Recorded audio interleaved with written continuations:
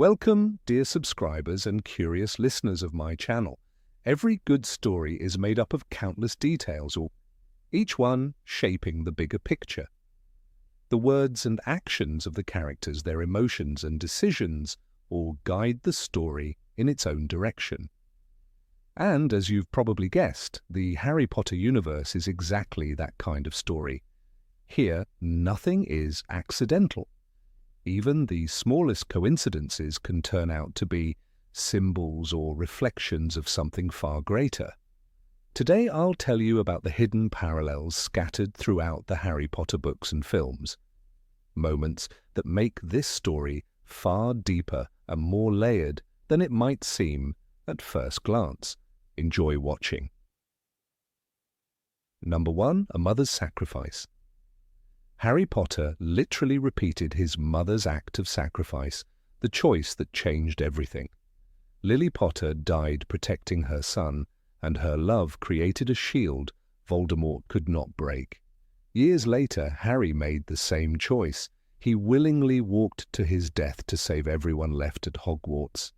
If, at the end of the hour, you have not come to me and given yourself up, the battle will begin again. I shall find you, and I shall punish every last man, woman, and child who has tried to hide you from me. Lord Voldemort, the Deathly Hallows. Harry kept his promise and faced the enemy. He didn't fight back. He truly died, and by doing so, ensured the protection of his friends. Later, in their final duel, he told Voldemort, I was ready to die to stop you from hurting these people. I did what my mother did. They're protected from you. This moment turns Harry from a simple hero into a symbol of love and sacrifice repeating itself, a story coming full circle. Number 2, the enemy in the mirror. There are countless mirrored similarities between Harry and Voldemort. Both are orphans raised among muggles. Both saw Hogwarts as their true home. Each was loved by nearly all teachers, except one. Dumbledore never trusted Tom Riddle, while Snape never liked Harry. And both gathered followers around them. Riddle formed the Death Eaters, while Harry led Dumbledore's army. Even their symbols were alike. You know what that reminds me of? The Death Eater's scars. When Voldemort touches one, all the others burn, and it's how he summons them. Hermione, the Order of the Phoenix. Even Harry's ability to speak Parseltongue and his connection to the Peverils deepen this sense of reflection. Voldemort and Potter are two sides of the same coin, light and shadow, divided by choice. Number 3, the dangerous books. The second book shows how dark magic can hide in the most ordinary objects, even in a book. Ginny Weasley opened the Chamber of Secrets under the influence of Tom Riddle's diary. Later, in The Half-Blood Prince, history repeats itself, but this time with Harry. He falls under the spell of the Half-Blood Prince's textbook. You're following instructions written by someone you don't even know, Harry? Ginny asked anxiously. The Half-Blood Prince. For Ginny, it's déjà vu. She's seen how a book can take control of someone's mind. And though the textbook turned out to be harmless in the end, the parallel is clear. Rowling once again reminds us that knowledge without understanding can be dangerous. Harry blindly trusted someone else's notes and nearly killed Draco. Number 4, the shame of freedom. House elves remain one of the most controversial topics in the wizarding world. The freedom Dobby sees as a blessing is, for others, a terrible disgrace. No, master, not clothes, not clothes, screamed Winky when she realized she was being freed. The goblet of fire. For Winky, freedom means losing her purpose in life. Dobby, on the other hand, takes pride in his independence and demands wages for his work, a concept that other elves see as madness and shame. Through the house elves, Rowling shows the complex tension between freedom and servitude. Freedom isn't always welcomed. not if it shatters the world you've always known. Number 5. He who must not be named. The fear surrounding Voldemort's name is another key detail, a reflection of how darkness controls the mind. People are too afraid to speak it aloud, as though the very word carries a curse. But this fear has its mythological echo. Among magical creatures, the basilisk can be seen as Voldemort's symbolic counterpart, a monster whose name even acromantulas fear to utter. Both inspire terror, both represent death, and by irony, both were defeated by Harry Potter.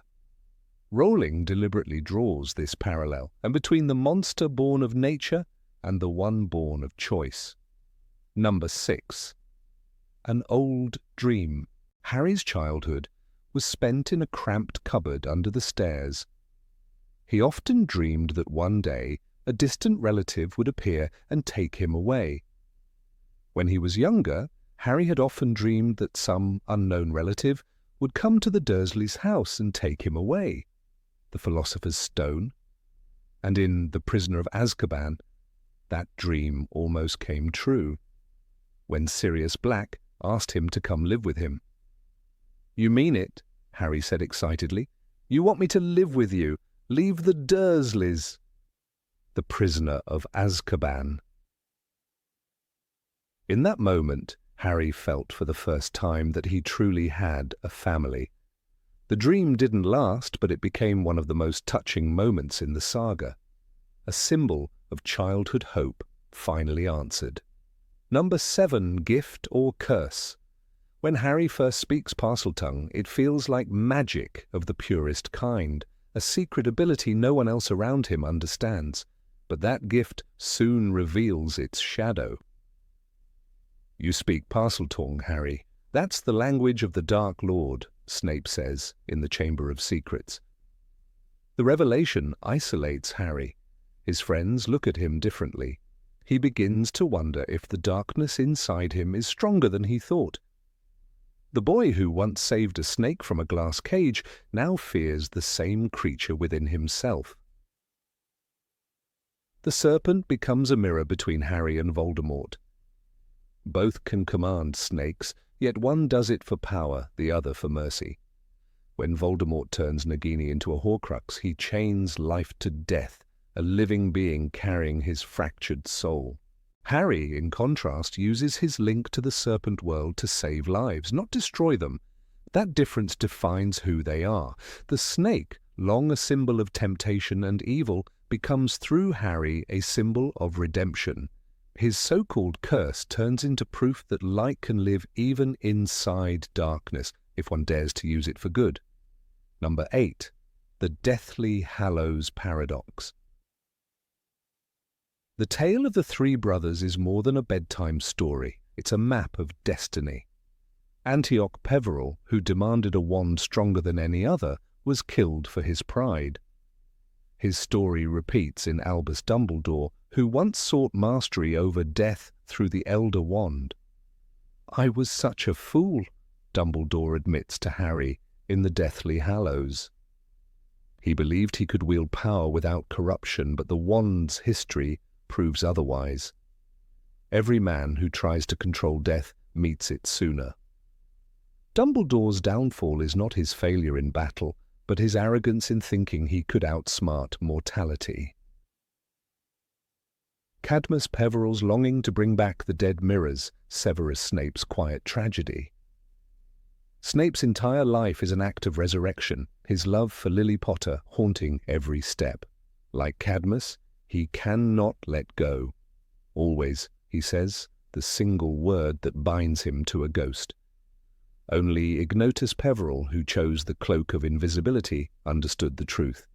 He hid not out of fear, but wisdom.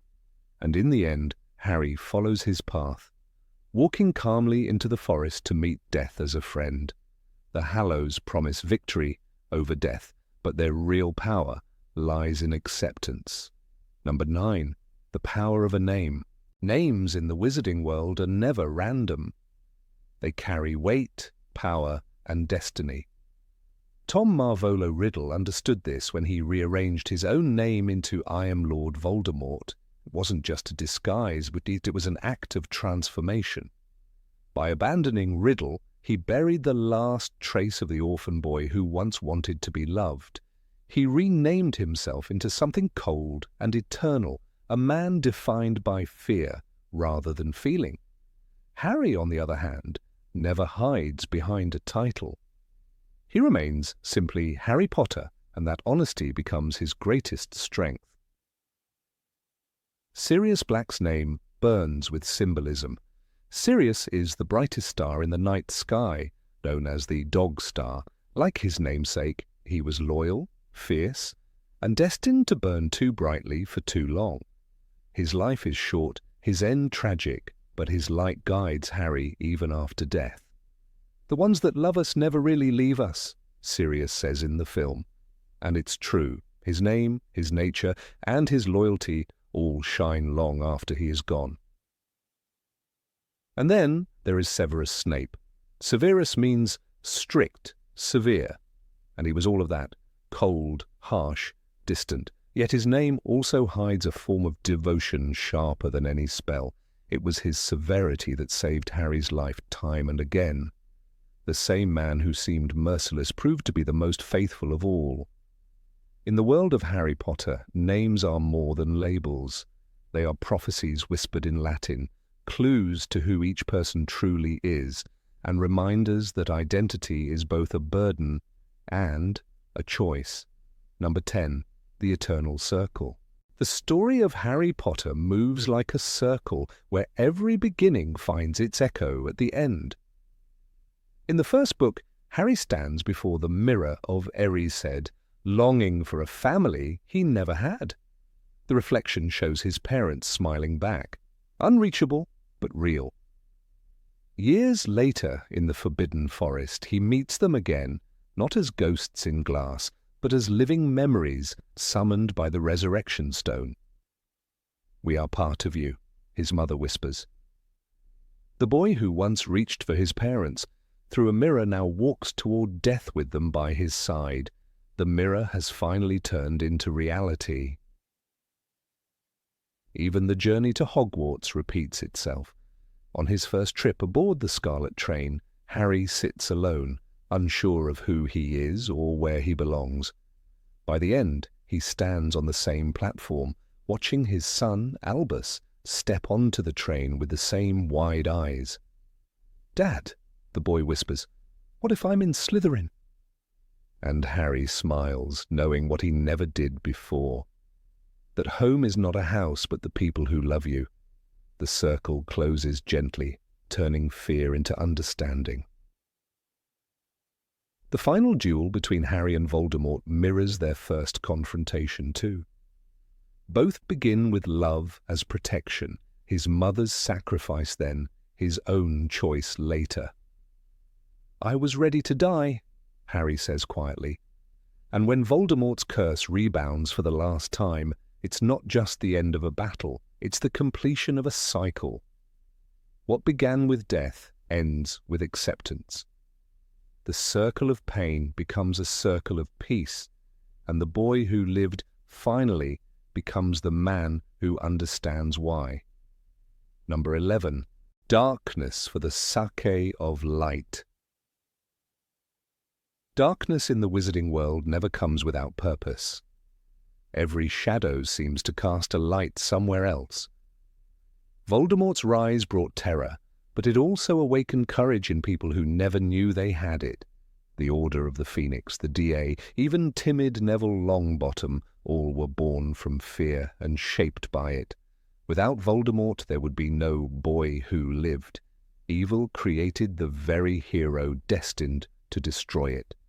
"The night that he tried to kill you, Harry," Dumbledore once said, "he gave you a power the Dark Lord knows not, love." Severus Snape's story follows the same pattern. A man consumed by bitterness, marked by the dark mark itself, ends his life as the truest ally of good. His love for Lily Potter, twisted by regret and shame, becomes the thread that binds light to darkness. "Look at me," he whispers, as he dies, wanting to see her eyes one last time. His redemption proves that even the darkest heart can carry a spark of light. Snape's entire existence shows that evil and good are often separated by a single choice, one moment of truth. Even Draco Malfoy, born into arrogance and fear, becomes a symbol of quiet transformation.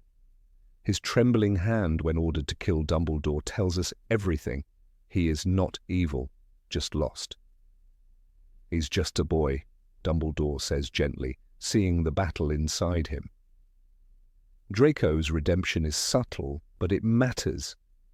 It reminds us that humanity can survive even inside families built on cruelty. The story of Harry Potter is, at its core, the story of balance. For every act of hate, there is an act of love. For every betrayal, a redemption. Darkness exists not to destroy the world, but to test it, to give people the chance to rise above it. As Dumbledore once told Harry, happiness can be found even in the darkest of times if one only remembers to turn on the light. Number 12. The House That Never Was. When the Sorting Hat touched Harry's head, it didn't decide right away. It hesitated. It whispered about greatness, about Slytherin. "You could be great, you know," it murmured. "It's all here in your head." The hat saw ambition, cunning, and a hunger for belonging, traits that once shaped Tom Riddle. But Harry, trembling and terrified of becoming like the boy who became Voldemort, whispered back, "Not Slytherin." That single plea changed everything. In that moment, he didn't just choose a house, he chose who he would become. The hat finally sighed, almost regretfully, and shouted, "Gryffindor!" The hall erupted. But hidden in that decision was a deeper truth. The hat doesn't only sort, it reveals. It saw in Harry the same darkness that lived in Slytherin's air, yet also the same courage that burned in Godric's heart. Where Riddle embraced his darkness, Harry defied it. Two boys, both orphans, both gifted, both marked by destiny. But one turned his fear into love, the other into control.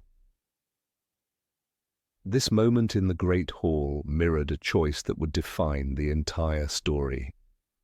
Over and over, Harry faced the same temptation. To use power, to strike first, to become what he hated, and every time he remembered that quiet voice inside the hat, the warning that greatness without love leads only to ruin. In the Chamber of Secrets, when he faced the memory of Tom Riddle, it became clear they were reflections of one another. But where Riddle sought immortality, Harry sought meaning. "Not Slytherin," he had begged.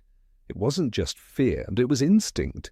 The instinct to walk the harder path, to fight with heart, not with cunning. The Sorting Hat was right. He could have been a great Slytherin, but it was precisely because he rejected that greatness that he became the hero the wizarding world needed. In the end, the house didn't define him. His choices did. Number 13. Names Written in the Stars. The Black family is one of the oldest and most respected pureblood lines in the wizarding world, yet their legacy is written not in books but in the stars. Sirius, Regulus, Bellatrix, Andromeda. Each name echoes through the night sky. Sirius is the brightest star, Regulus burns in Leo, Bellatrix glows in Orion, and Andromeda stretches across the heavens.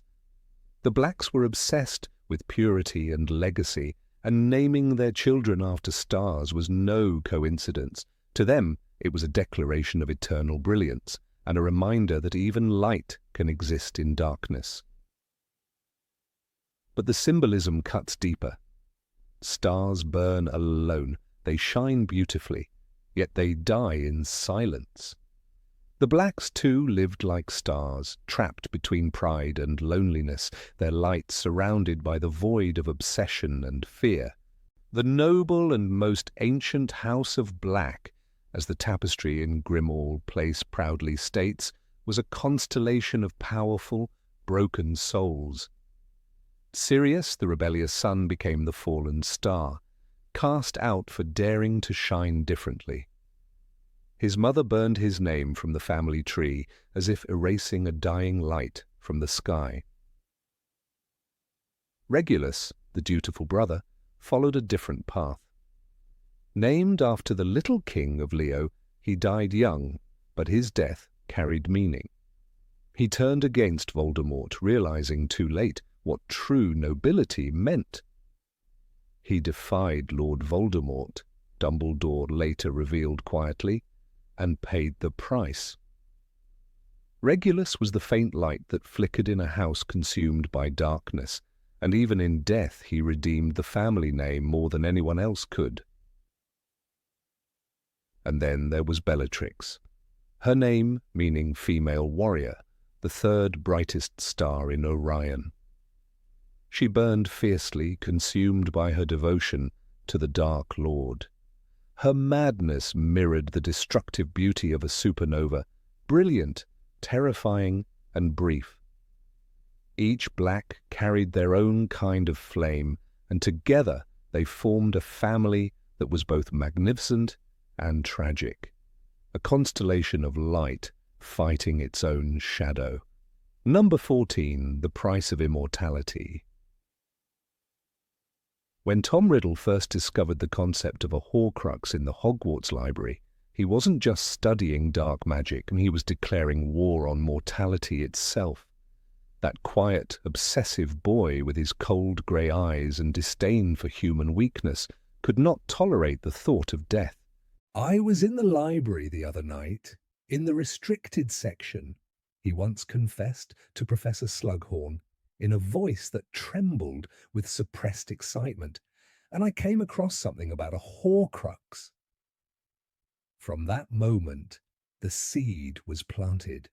His greatest enemy was not Dumbledore, not even Harry Potter. It was death. And in trying to conquer it, he transformed into the very thing he feared most, something no longer alive.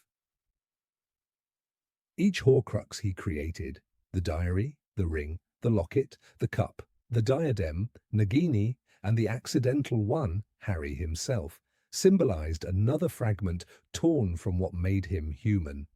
"Murder rips the soul apart," Slughorn explained later, horrified by the knowledge he had once shared. Voldemort's path to immortality was paved with destruction, and with every act, his reflection in the mirror grew more grotesque. His physical body began to resemble his spiritual corruption, snake-like, noseless, cold. The irony is cruel. He achieved eternity not through transcendence, but through decay. He didn't escape death, he froze himself in it. Harry, by contrast, never sought immortality. His story moves in the opposite direction. Not away from death, but toward its acceptance. From the very first book, death is the silent companion walking beside him. The sacrifice of his mother, Lily, becomes the foundation of his life. "Love as powerful as your mother's for you leaves its own mark," Dumbledore tells him. "To have been loved so deeply will give us some protection forever." While Voldemort carved his soul apart to avoid death, Lily's love bound Harry's soul together through death itself. Her act of dying willingly, not out of fear, but out of love, became the spell Voldemort could never understand. That misunderstanding defines the entire saga. Voldemort believes that love is weakness, that mercy is foolish, and that power ensures survival. There is nothing worse than death, he sneers to Dumbledore. Yet Dumbledore replies with quiet finality, "You are quite wrong." Harry grows up learning that every act of love, every friendship, every sacrifice, every loss, brings him closer to understanding this truth.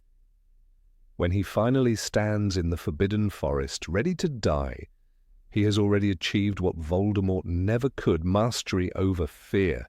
He accepts death, and in that acceptance lies his ultimate freedom. The contrast is stunning when we see how each man uses magic. Voldemort uses it to dominate, to bend the world to his will. Harry uses it to protect. The spell that defines Voldemort is the killing curse, Avada Kedavra, an incantation of instant annihilation. The spell that defines Harry, ironically, is a shield, Expelliarmus, a disarming charm. One kills, the other deflects. The former seeks finality, the latter preserves life. Even their magic mirrors their philosophies.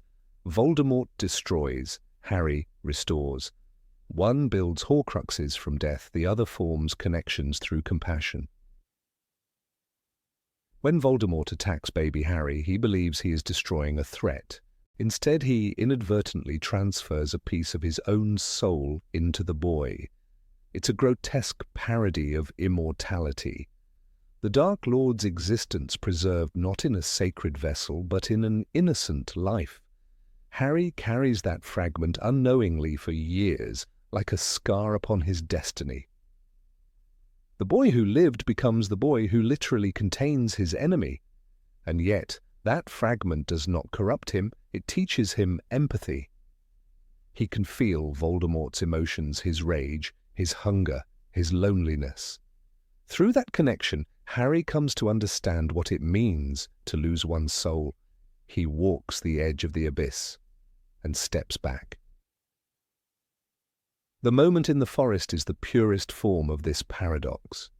Harry walks willingly toward death, clutching the resurrection stone, hearing his parents, Sirius and Lupin, walking beside him. "Does it hurt?"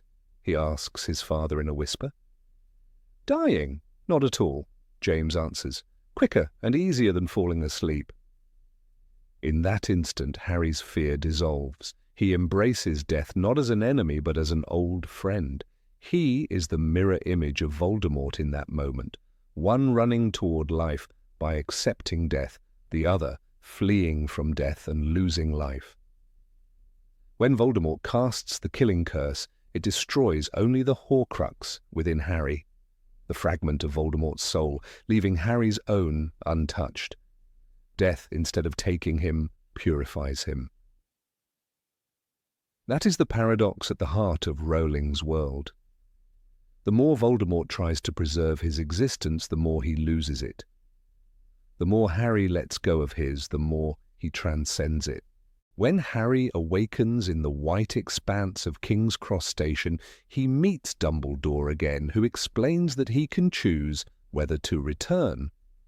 Do not pity the dead, Harry. Pity the living, and above all, those who live without love. Voldemort, who lived without love, becomes the very embodiment of this warning. He is alive without living, immortal without humanity. Harry, by contrast, dies yet lives, not because of magic, but because of moral truth. The final battle underscores this balance. When Voldemort and Harry face each other in the Great Hall, surrounded by the dead and the living, the war becomes philosophical. Voldemort believes he has mastered death through his Elder Wand. Harry knows that true mastery comes from humility. "You won't be killing anyone else tonight," he says. "You won't be able to kill any of them ever again, don't you get it? The wand's allegiance isn't yours." That revelation is not just tactical, it's symbolic. Power, when sought for its own sake, turns against the one who wields it. The Elder Wand, the ultimate weapon of death, refuses to serve the man who fears death. Number 15, Children of War. They were all born into a world that was already broken. Harry Potter's childhood was shaped not by choice, but by the shadow of a war he couldn't remember. His parents died, fighting a man whose name most people feared to speak. When Hagrid brought him to the Dursleys, he wasn't just leaving a baby on a doorstep, he was leaving behind the last child of a fallen generation. James and Lily Potter represented defiance. They died for a cause that seemed lost. Harry's scar wasn't only a mark of survival, it was a reminder that even in peace, trauma lingers. Every time he looked in the mirror, he saw both his parents and the cost of their bravery. Neville Longbottom, too, was a child of that same silent war. Unlike Harry, his parents didn't die, they lived, but in a state worse than death. Tortured by Bellatrix Lestrange until their minds broke, Frank and Alice Longbottom remained trapped in the confines of St. Mungo's Hospital, while their son grew up trying to meet expectations he could never understand. The prophecy that once tied his fate to Harry's made him a quiet parallel, another chosen one who lived in the ruins left behind by Voldemort's first rise. His trembling hands and clumsy spells were not signs of weakness, but of a boy who had never known affection without pain. When he stood in the Great Hall years later, holding the sword of Gryffindor, he wasn't just defying Voldemort, he was avenging the parents who could no longer speak. Luna Lovegood entered Hogwarts as an outsider, but her story, too, was born in the ashes of war. Her father, Xenophilius Lovegood, was a man who believed that truth could still be spoken in dark times. For that, he was punished. Luna grew up learning to see light where others saw madness. Her mother died in a magical experiment gone wrong, a small domestic tragedy within the larger chaos of a divided world. The way she coped, by believing in invisible creatures and impossible things, was her way of healing. "You're just as sane as I am," she told Harry, and in those words lay the entire philosophy of a generation that survived trauma by choosing imagination over despair. Even Draco Malfoy, the supposed villain of their school years, was another child of war. His home, Malfoy Manor, was a battlefield disguised as a mansion. His father, Lucius, had once worn the mask of a Death Eater with pride. But as the tides turned, that mask became a curse. Draco's arrogance in his early years was not born of strength, but of fear. Fear of disappointing a father whose beliefs were collapsing around him. When Voldemort returned, the boy who once sneered at Muggleborns became a pawn in a war he never chose. By the time he stood in the room of requirement, wand trembling, unable to cast the killing curse, he had already lost everything that made him feel safe. They were all children of fear. Hogwarts, to them, wasn't just a school, it was the last sanctuary of a dying generation. Within those castle walls they learned to cast spell, but more importantly, they learned to trust. Harry found in Ron and Hermione the family he had lost. Neville discovered that courage could be quiet. Luna learned that strangeness could be strength. Draco eventually learned that loyalty to evil destroys those who follow it. Every house, every student, every friendship forged in those years was a rebellion against what their parents had failed to do: unite. Minerva McGonagall's words echo like a lament. "We were a united school only when faced with death." In the Second Wizarding War, unity came not from comfort, but from shared danger. The old divisions, Gryffindor, Slytherin, Hufflepuff, Ravenclaw, fell apart when the threat became too large to ignore. During the Battle of Hogwarts, they stood together not because they suddenly loved one another, but because they understood loss. The ghosts of the First War stood behind them: James and Lily, the Longbottoms, Sirius Black, Remus Lupin, Tonks, each representing a life lost to the mistakes of the past. Harry's journey through the war mirrors the journey of a nation that forgot what peace felt like. His choices were not heroic in the traditional sense. They were moral choices made in impossible circumstances. When he stood in the Forbidden Forest ready to die, he wasn't just confronting Voldemort. He was ending a cycle of violence that began long before he was born. The resurrection stone showed him his parents, Lupin and Sirius, not as ghosts of comfort, but as witnesses to the next generation's burden. "Until the very end," whispered James.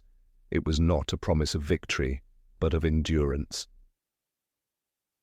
Neville's defiance on the bridge, his cry that "it doesn't matter that Harry's gone," was more than a moment of bravery. It was the transformation of a frightened boy into a leader who could carry on the fight without a savior. His act of decapitating Nagini wasn't just about killing a snake. It was about ending the last visible symbol of a tyrant's immortality. The son of broken parents had become the man who broke the chain. Luna, meanwhile, continued to embody what the others lost: hope in absurdity. In the darkest moments, when everyone doubted, she still spoke of things that are real even if you can't see them. Her belief in the Quibbler's strange creatures or her calmness in the face of death was not naivety. It was resilience, born of loss. When she painted her friends on her bedroom ceiling with the words "friends" encircling them like stars, it was a testament that love was the only form of magic the war could not destroy. Number 16, the final Horcrux. When Harry walked into the Forbidden Forest, he was not a boy chasing destiny anymore. He was walking toward his own death, fully aware of it. That moment is often remembered for its bravery, for the quiet acceptance that reflected in his eyes as he looked at the shadows of his parents, Sirius and Lupin. Yet few paused to realize that this walk was not just about sacrifice. It was about something deeper. The destruction of the last Horcrux, the final remnant of Voldemort's soul, and the quiet, almost spiritual act that separated Harry from the man who feared death more than anything else. What Voldemort created through fear, Harry destroyed through love. The revelation that Harry himself was a Horcrux had been building for years, hidden beneath layers of symbolism. Every time he felt the snake-like thoughts of Voldemort, every time the scar burned with pain, the truth whispered closer. Dumbledore knew, Snape suspected. Even Voldemort, in his arrogance, might have sensed the faint connection, but dismissed it as a weakness. Harry, however, didn't fully grasp it until he stood before his mentor in that spectral vision of King's Cross, after his own death. Before that moment he had simply followed an instinct, one born from compassion rather than logic. He chose to die not because someone told him to, but because his heart knew that the world could only be free if he stopped being part of Voldemort's living chain. When Dumbledore once said he must die and Voldemort himself must do it, he wasn't speaking about punishment. He was describing a purification. Voldemort's curse had fractured his soul so many times that pieces of it clung to objects, animals, and even a human being. Harry carried that piece unknowingly, and its destruction required something Voldemort could never understand: surrender. "You are the true master of death," Dumbledore later told him. But mastery, in Harry's case, did not come through power over life and death. It came through his willingness to lose everything. In that forest clearing, when Voldemort raised his wand, Harry didn't resist. He thought of everyone who would live. Ron, Hermione, Ginny, the Weasleys, Hagrid, even the students who still hid in Hogwarts' dark corners. He felt peace, not terror.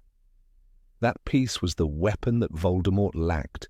It was the moment when evil, residing quietly inside Harry's body, faced something it couldn't endure: love without self-interest.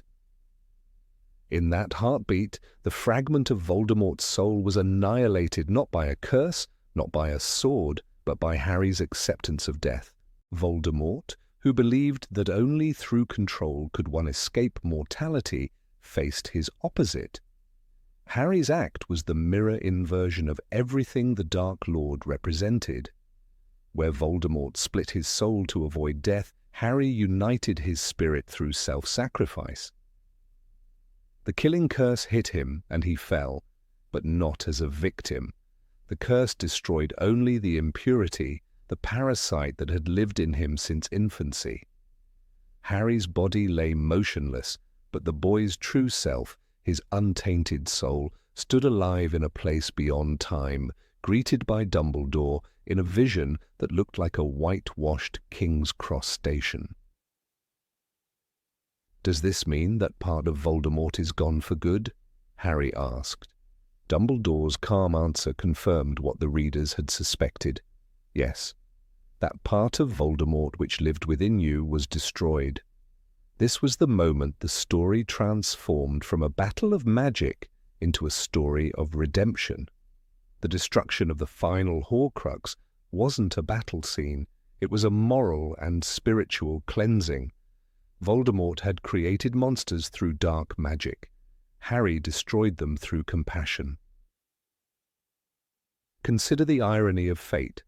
Voldemort's downfall began when he tried to kill a baby, and it ended when he succeeded in killing the same person years later. The symmetry is poetic. The first curse left a scar and an unwanted piece of soul. The second curse erased it forever. In both moments, Voldemort's hand delivered his own defeat, but the difference lay in the heart of the one he struck. The infant Harry had no choice. The adult Harry made one. That conscious acceptance is what turned death into salvation. It is often said that Neville destroyed the final Horcrux by beheading Nagini with the sword of Gryffindor. In a physical sense, yes, he did. But symbolically, Harry destroyed the last living piece of evil long before that sword fell. Nagini was the last object-bound Horcrux, yet the last human one was Harry himself, and he destroyed it from within. Neville's strike was the visible ending, but Harry's death was the invisible one that truly mattered. It was the moment when the story's moral core reached completion, the idea that true power lies not in domination, but in the courage to let go. Throughout the series, Rowling had planted the idea that love was magic's oldest and most powerful form. When Lily Potter died for her son, she created an ancient protection that Voldemort could not comprehend. That same energy returned in the final chapter. When Harry died willingly, he extended that same protection to everyone at Hogwarts. Voldemort's spells lost their power not because of technical magic, but because his opponent had surrounded his allies with something the Dark Lord despised. Love that asked for nothing in return. "You were protected," Dumbledore told him, "because your mother died to save you, and now you have protected them because you were willing to die for them." Number 17. The power of small deeds. When Dumbledore once told Harry, "It is our choices, Harry, that show what we truly are, far more than our abilities," he unknowingly revealed one of the quietest yet most profound truths of the wizarding world. That greatness is not built on prophecy or raw power, but on small human acts. Throughout the entire saga, the destiny of the magical world turns not through grand spells or ancient relics, but through simple, often overlooked gestures made by people who never knew how much difference they would make. The power of small things runs like an invisible current beneath the storms of war and magic, shaping the fate of everyone from the boy who lived to the most forgotten student in Hogwarts corridors. Take, for example, the moment in Deathly Hallows when Harry, Ron, and Hermione are captured and taken to the Malfoy Manor. The situation is hopeless. Harry's identity is exposed and the Dark Lord's servants surround him. Yet it is in this moment that Draco Malfoy hesitates. His mother, Narcissa, demands he confirm whether the battered boy before him is indeed Harry Potter. Draco looks uncertain, afraid, and then he lies. "I can't be sure," he mutters, though he knows the truth. That single breath of doubt, born not from heroism, but from weariness and confusion, becomes one of the most pivotal moments in the entire war. Because of that hesitation, Harry survives to fight again. Because Draco could not condemn a classmate, even one he claimed to despise, the chain of events that would lead to Voldemort's defeat remained unbroken. Another act of quiet bravery came from a boy who never saw himself as brave. Neville Longbottom began his journey as the clumsy, trembling student who could barely keep hold of his wand. In the very first book, he is the one who stands up to Harry, Ron, and Hermione, saying, "You can't go out. You'll get Gryffindor into trouble again." It is Dumbledore who later honors him for that courage, reminding everyone that it takes a great deal of bravery to stand up to our enemies, but just as much to stand up to our friends. That small act, a boy simply trying to do what's right, prefigures the man Neville becomes. When he loses his Toad Trevor and stumbles into the first meeting of Dumbledore's army years later, it seems like another accident, another clumsy mistake. Yet that moment introduces him to a group that will shape his courage, his purpose, and ultimately the defense of Hogwarts itself. When the final battle comes, it is Neville who draws the sword of Gryffindor from the sorting hat and destroys Nagini, the last Horcrux. That sword doesn't appear to those who seek glory, but to those who embody true courage. And the courage that brings it forth was not forged in a single grand act, but in hundreds of small choices.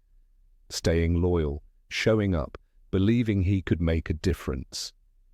From the timid boy who couldn't remember a password to the hero who faced death with steady hands, Neville's story is proof that greatness grows from the soil of ordinary kindness and perseverance. Then there is Luna Lovegood, eccentric, dreamlike, and endlessly kind. Luna's small acts of compassion ripple across the story in ways no one expects. She comforts Harry when no one else dares to speak of death, telling him in her gentle voice that the ones we love never truly leave us. She paints portraits of her friends on her bedroom ceiling, linking their names with golden chains. A literal reminder of connection in a world torn apart by fear. Her madness, as many call it, becomes a sanctuary for others to be themselves. When she tells Harry, "You're just as sane as I am," she is not mocking him, but reminding him that being different is not a weakness.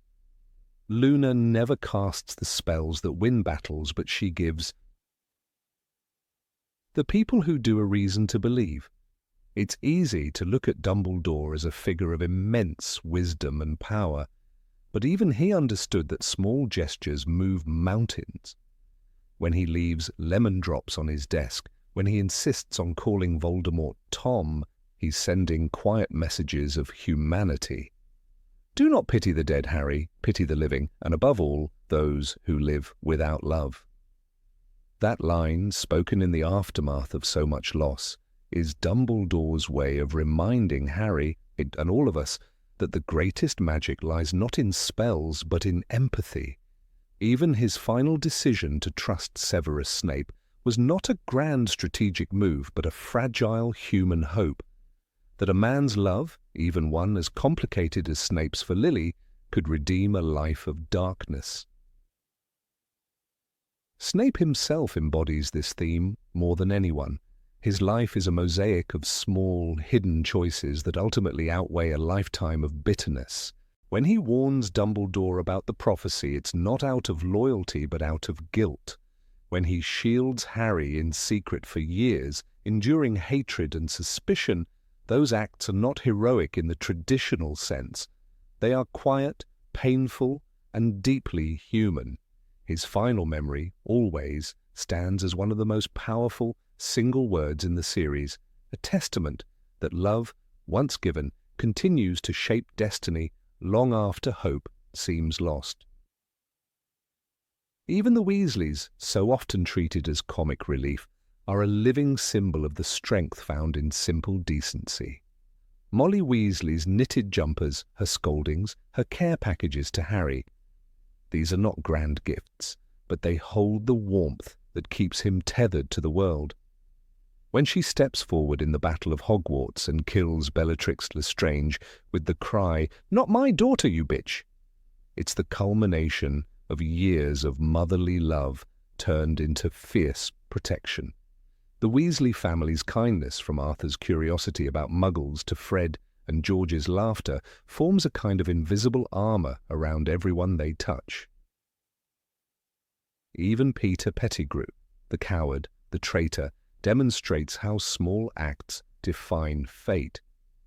When he hesitates to kill Harry in the dungeon of Malfoy Manor, his silver hand, given by Voldemort, turns on him.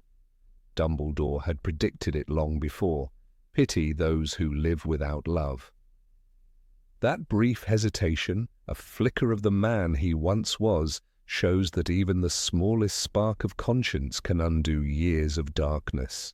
The universe of Harry Potter punishes grand evil and rewards small good, as though the moral fabric of its world is woven out of everyday decisions. Hermione Granger's greatness, too, lies not in being the brightest witch of her age, but in her constant, patient diligence. She doesn't wait for miracles.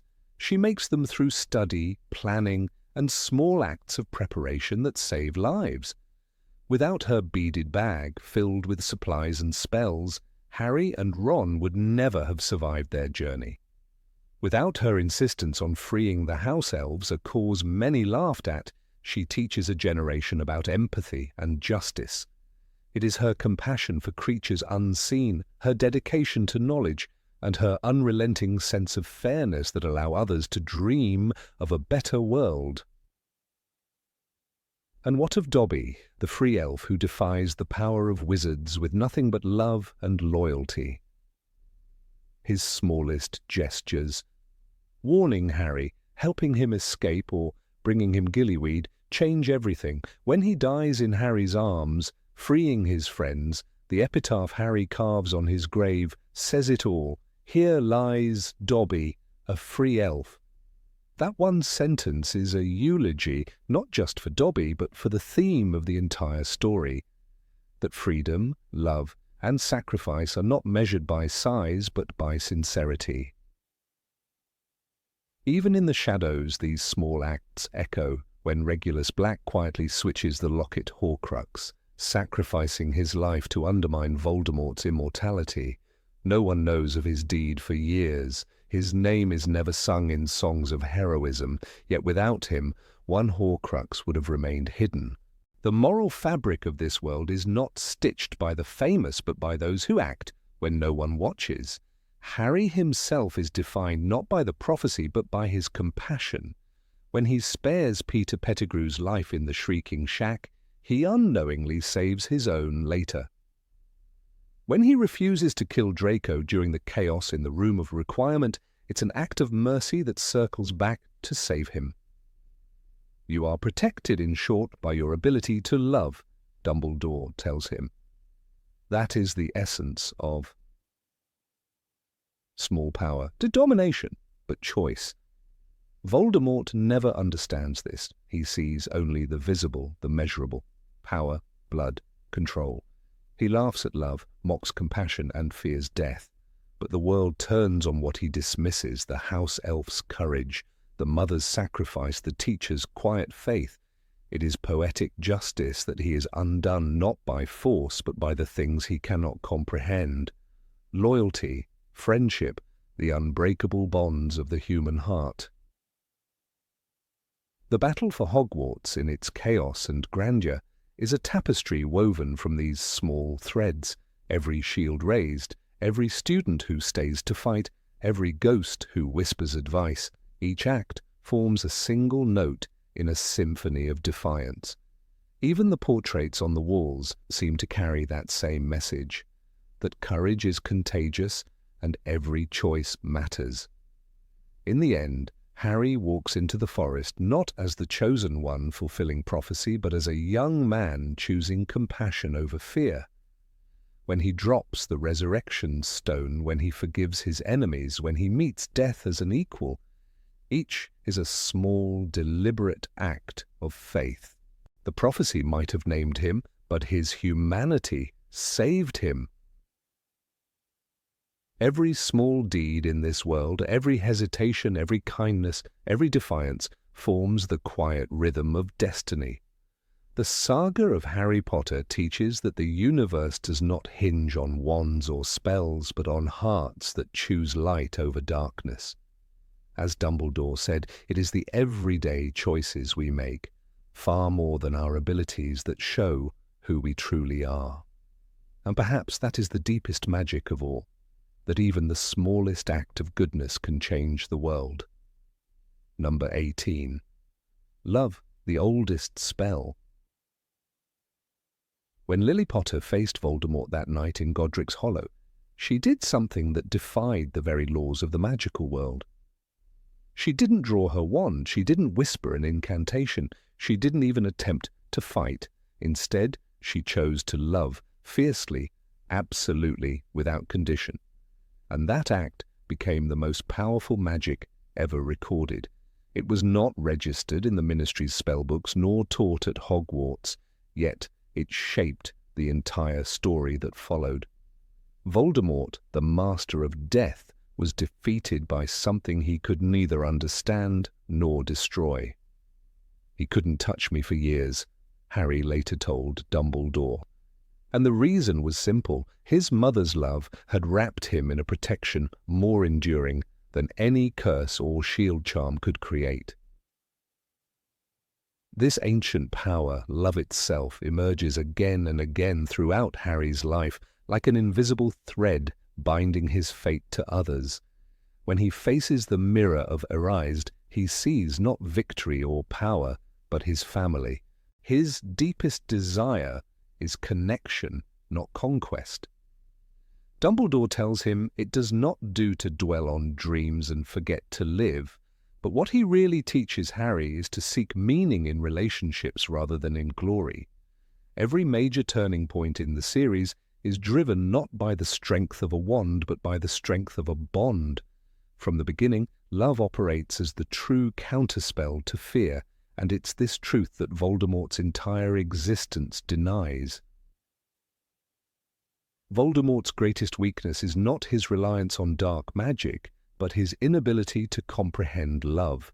When Dumbledore says, "There is a room in the Department of Mysteries that is kept locked at all times," it contains a force that is at once more wonderful and more terrible than death. He is speaking of love itself.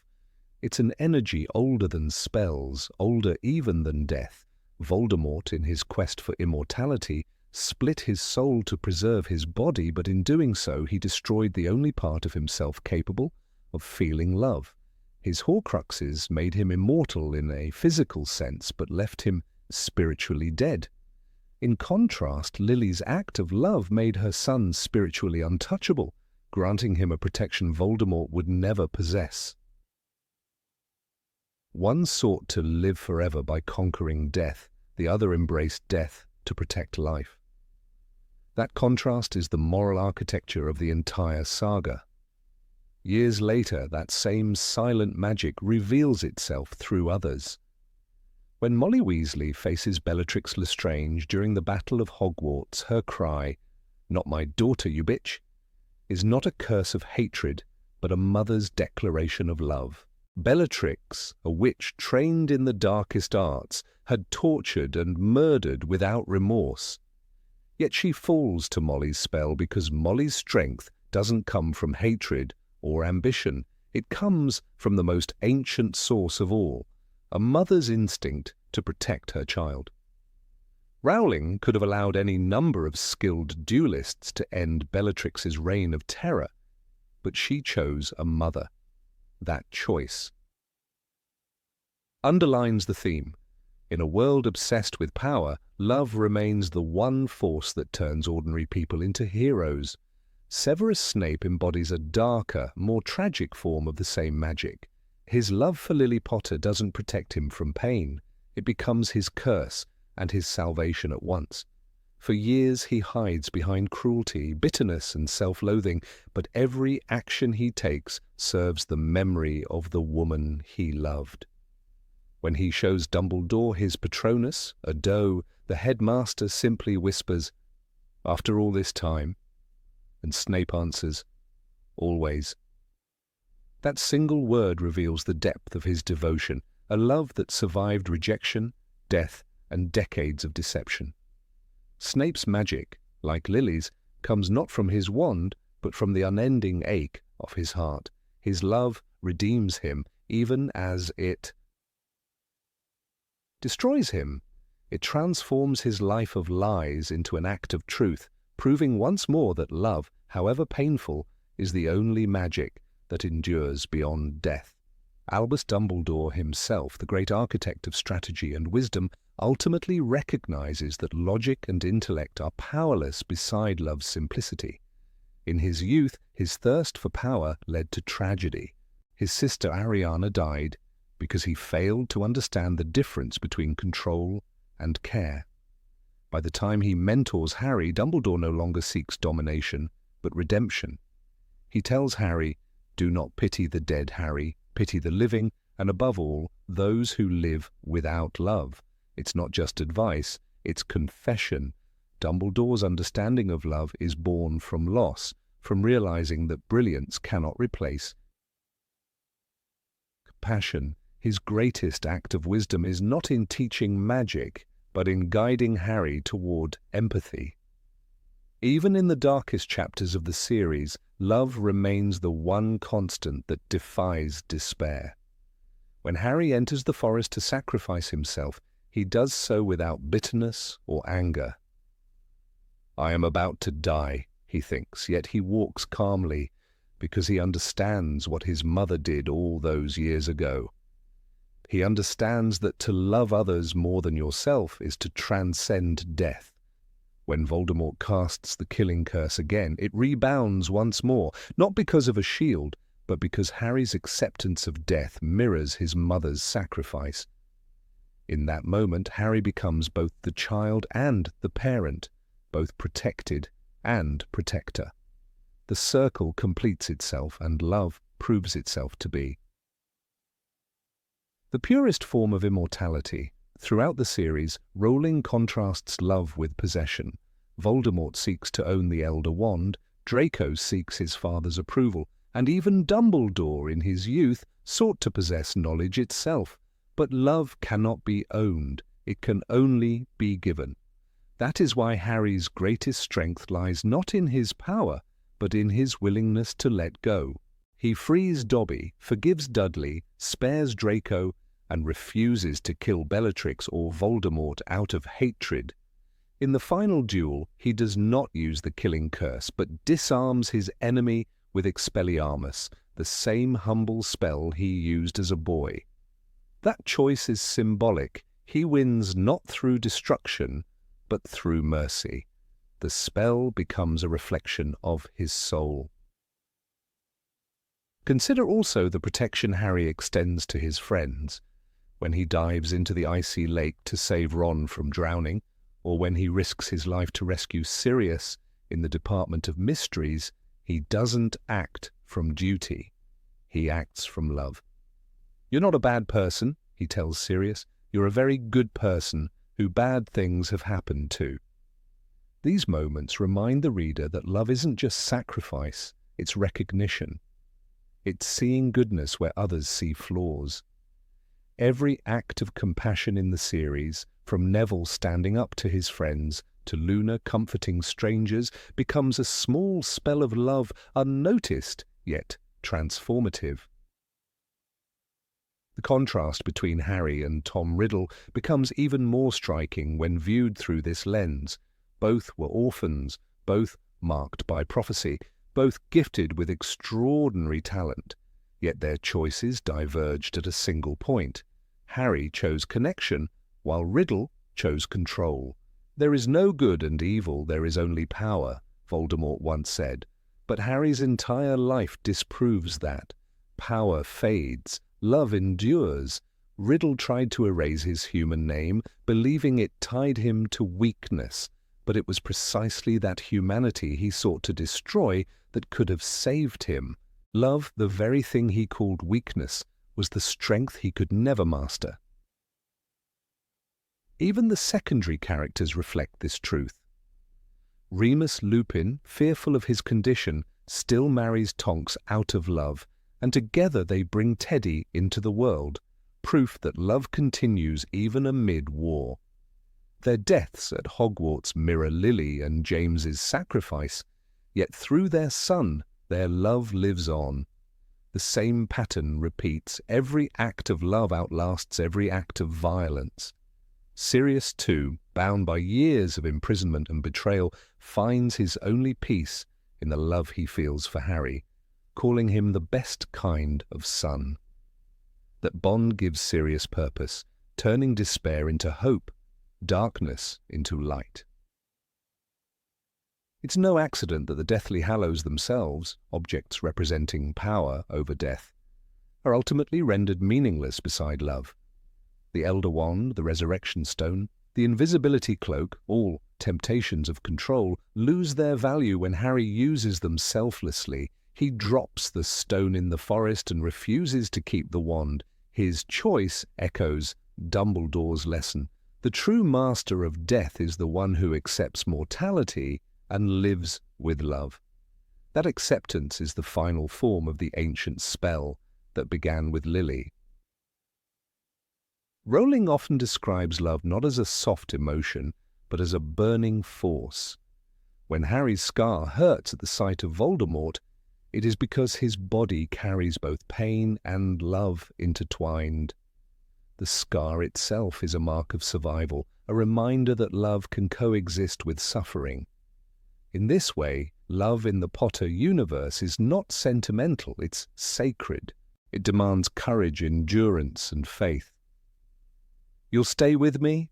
Harry asks as he walks toward death, and the voices of his parents answer, "Until the very end." That is what love means in Rowling's world, not comfort, but presence. The kind of presence that endures even when the body fails. Every act of redemption in the story is born of love. Regulus Black redeems himself by dying for a house elf he once despised. Creature changes his heart through kindness. Even Draco, when he hesitates to identify Harry at Malfoy Manor, shows the faint spark of compassion that Voldemort's rule could not extinguish. In a world governed by spells, curses, and charms, the smallest gesture of love becomes an act of rebellion. It resists the darkness not through strength, but through remembrance of humanity. By the time Harry stands in the Great Hall after the final battle, surrounded by friends and ghosts alike, the lesson is clear. The story began with a mother's love and ends with a son's forgiveness. He doesn't curse Voldemort, he disarms him. He doesn't celebrate victory, he mourns the dead. He walks past the Elder Wand and leaves it behind, because love has no use for trophies. The magical world may run on spells, but it survives on something older, something wordless. Lily Potter's final act was not just protection, it was prophecy. The spell she cast without words became the foundation of the entire series. In the end, it wasn't Avada Kedavra that conquered, but the only magic Voldemort never learned: love. Number 19, The Father's Shadow. James Potter's shadow follows Harry through every corridor of Hogwarts, though the boy never truly meets the man who gave him life. All he has are fragments, whispered memories from Remus Lupin, jokes from Sirius Black, and one cruel glimpse from Severus Snape's pensive. Harry's father exists more as a legend than as a person, and that legend keeps changing shape. In his first years at school, James Potter is painted as a noble hero who fought for the Order of the Phoenix and died protecting his family. But as the truth unfolds, another image emerges, a 17-year-old boy laughing while hexing a helpless classmate for fun. The discovery strikes Harry like a curse. The man he admired was not flawless. And yet, it is from that contradiction that Harry's moral journey begins. When Harry first hears about his father from Hagrid in the Sorcerer's Stone, he imagines a man of unwavering courage and kindness. Hagrid tells him, "You look a lot like your dad, but you've got your mum's eyes." It sounds like a blessing, a mark of belonging. The resemblance fills the orphaned boy with pride, giving him a fatherly image to chase. Through stories told by others, James becomes a mythical figure, the embodiment of what it means to be brave, loyal, and loved. Harry's sense of identity depends on that myth. For a child raised in a cupboard, discovering that your father was a hero is a kind of salvation. But myths always hide the cracks beneath their golden surface. The turning point comes in The Order of the Phoenix, when Snape's memories in the Pensieve reveal the ugly truth. There, in the blinding summer sunlight, James Potter and Sirius Black mock and torment a young Severus Snape. Harry watches in horror as his father dangles Snape upside down, humiliating him while Lily Evans pleads for mercy. The scene collapses every heroic image Harry had built in his heart. The boy who longed to be like his father now feels shame and confusion. For the first time, he sees how easily admiration can turn into doubt. This moment changes not only how he views his father, but also how he defines what it means to be good. Unlike James, Harry never seeks attention. He doesn't show off in Quidditch matches or boast about his victories. When the wizarding world calls him the Chosen One, Harry hates the title. He carries fame as a burden, not a crown. While James once strutted with confidence and arrogance, Harry moves through life with quiet endurance. Even his defiance is rooted in humility. When faced with authority, whether Umbridge's tyranny or Dumbledore's secrecy, Harry questions not out of pride, but out of necessity. He wants justice, not glory. This contrast marks the real transformation of the Potter legacy. Harry inherits his father's courage, but not his ego. Sirius Black tries to defend James, insisting he was only 17, and reminding Harry that his father grew up, that people change. But Harry isn't satisfied with excuses. He wants truth, not nostalgia. What makes this dynamic powerful is how Harry learns to love his father without idealizing him. He accepts James as human, flawed, impulsive, capable of cruelty, but also capable of sacrifice. The line Sirius once said, "He was a good man," though not perfect, becomes the key to Harry's own growth. Understanding that goodness and imperfection can coexist allows Harry to forgive not only his father but also himself. This theme deepens in Harry's evolving relationship with Severus Snape. The man who despised Harry for resembling James turns out to be one of the bravest figures in the entire saga. By the time Harry learns Snape's secret, his lifelong love for Lily and his double life as Dumbledore's spy, the son of James Potter must confront the ultimate irony. His father's enemy protected him at every step. The child of James becomes the man who honors Snape, even naming his own son Albus Severus. That act isn't just gratitude, it's redemption. It's the moment Harry breaks free from the shadow of his father and chooses his own moral compass. What makes this parallel so striking is that Harry unknowingly reverses his father's story. Where James once humiliated Snape, Harry saves him. Where James acted for the thrill of it, Harry acts out of compassion. The boy who once wanted to emulate his father ends up correcting his mistakes. In that sense, the Potter legacy transforms from arrogance to empathy. It's as if the universe gives the family a second chance and Harry takes it. He doesn't rewrite the past, but he redefines what it means to carry a name. There's a subtle but telling moment in the Deathly Hallows when Harry walks through the Forbidden Forest to face Voldemort. As he activates the Resurrection Stone, the spirits of James, Lily, Sirius, and Remus appear around him. They don't tell him to fight, they don't tell him to run, they simply walk beside him. "Stay close to me," Harry says, and James answers, "Always, until the end." It is not the triumphant hero's farewell, it's a quiet reconciliation. The father who once acted out of youthful arrogance now stands as a symbol of calm strength. In death, James becomes the father Harry always wished for. Protective, gentle, silent. The son walks forward, surpassing the man he admired.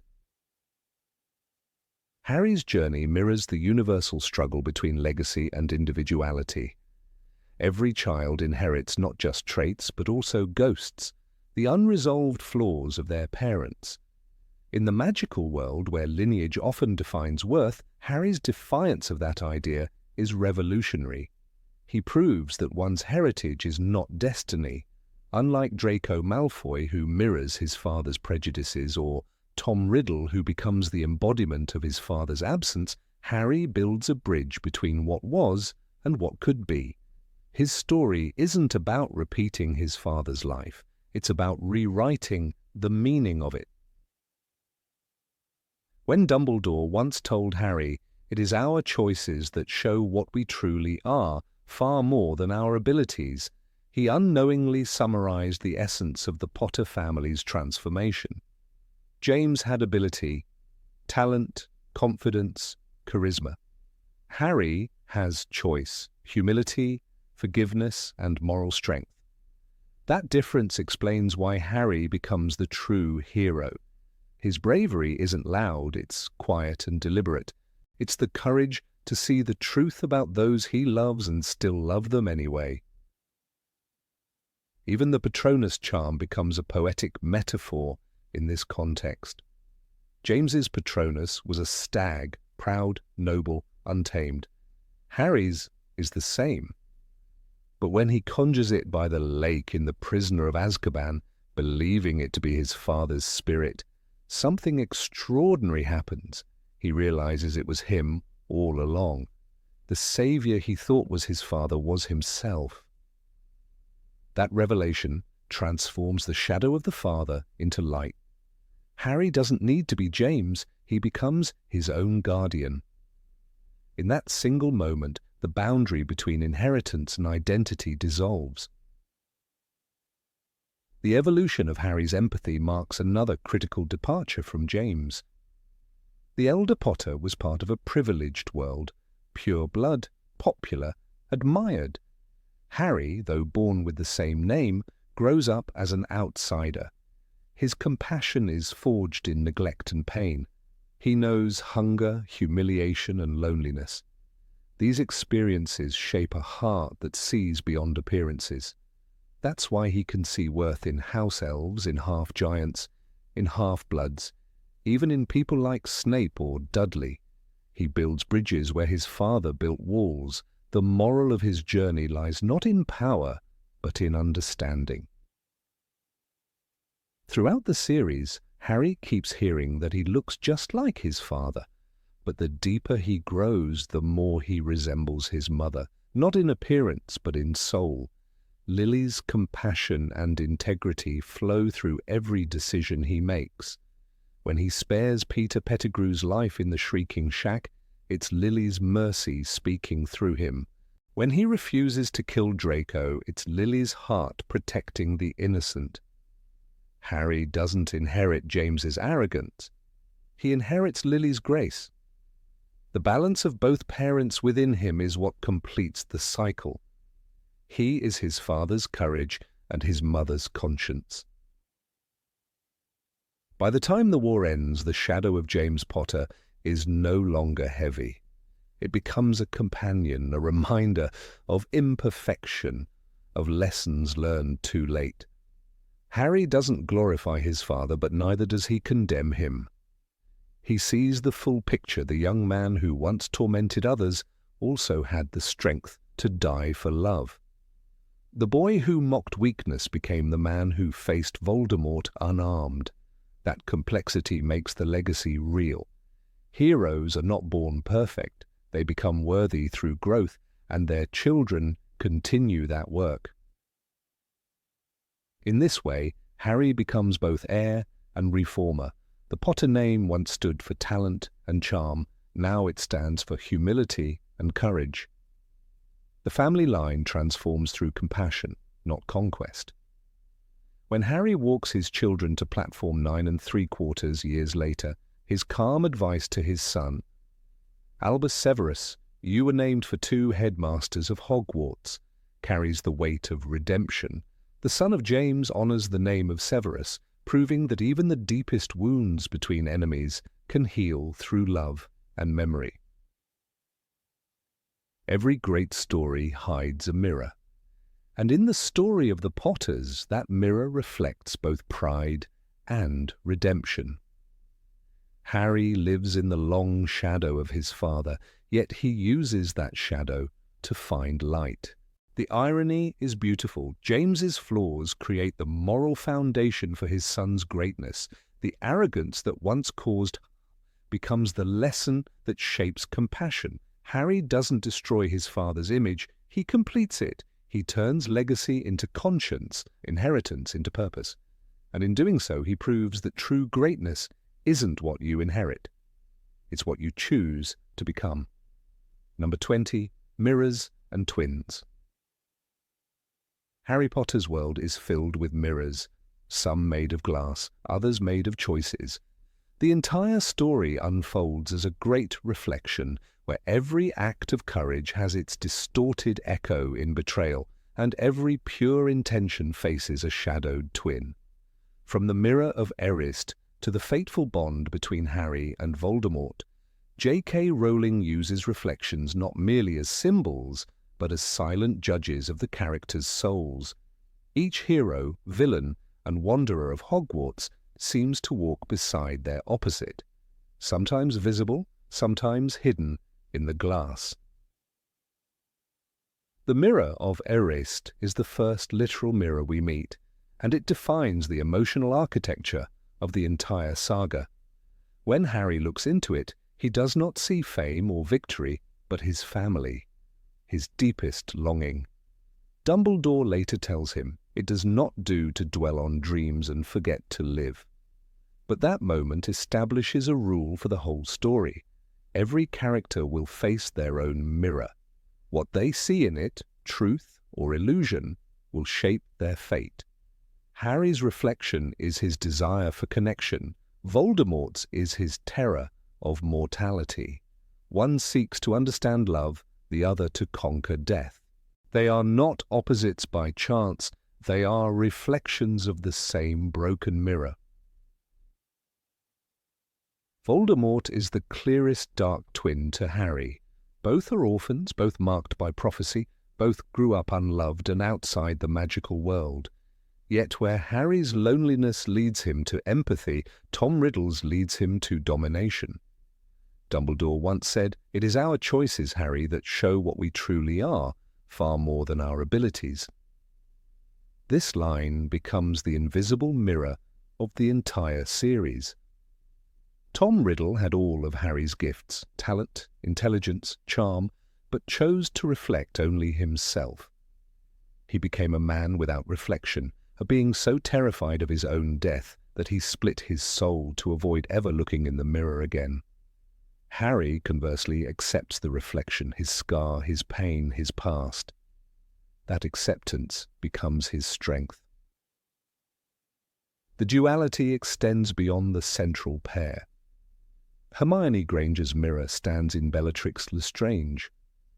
Both are women of powerful minds, yet one uses her intellect for understanding, while the other uses it for cruelty.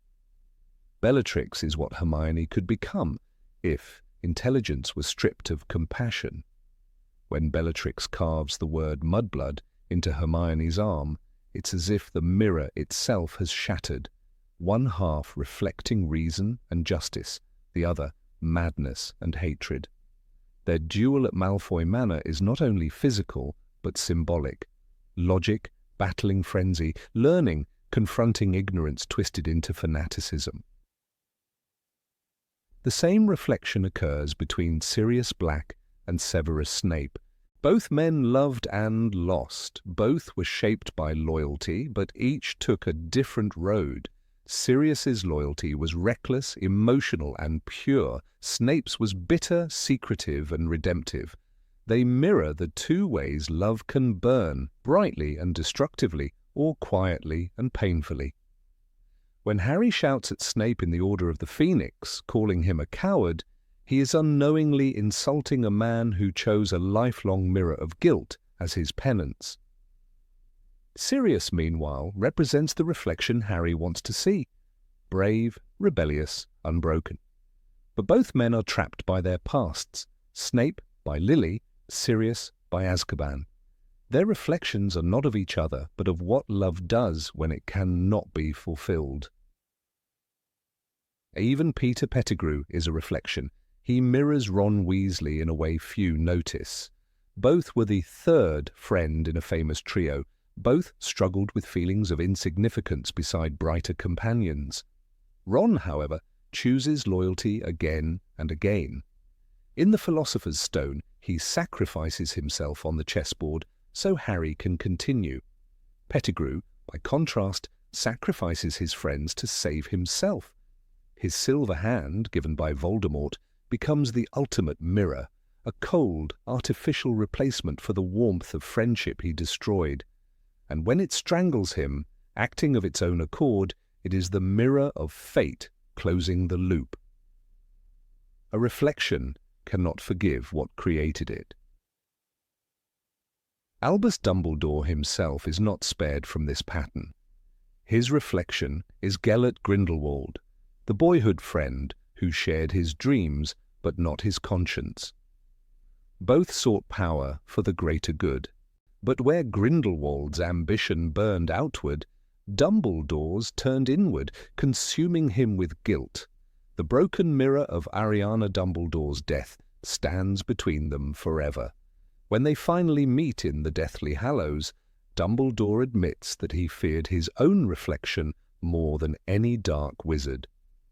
Do not pity the dead, Harry. Pity the living, and above all, those who live without love. These words come from a man who saw in Grindelwald the reflection of everything he could have become. Draco Malfoy is another mirror, this time of Harry's privilege inverted. He has everything Harry lacks: wealth, family, a pureblood name. Yet he envies the one thing Harry has: freedom. When Draco lowers his wand in the astronomy tower, unable to kill Dumbledore, we see the mirror tremble.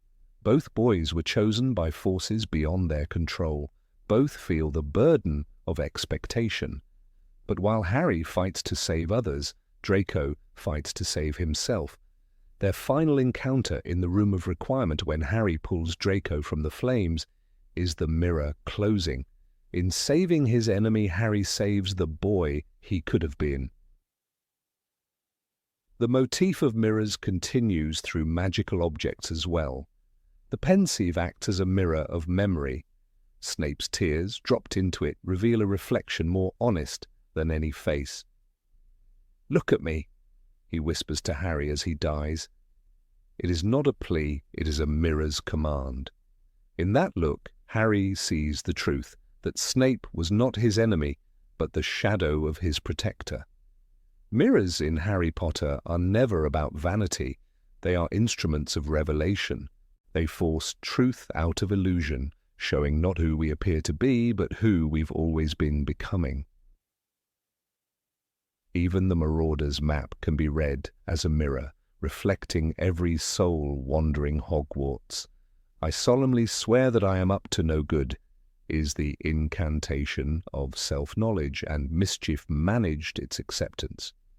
The map sees all secrets, just as the mirror does, but never judges. It's a reflection of youth, transparent, reckless, and alive.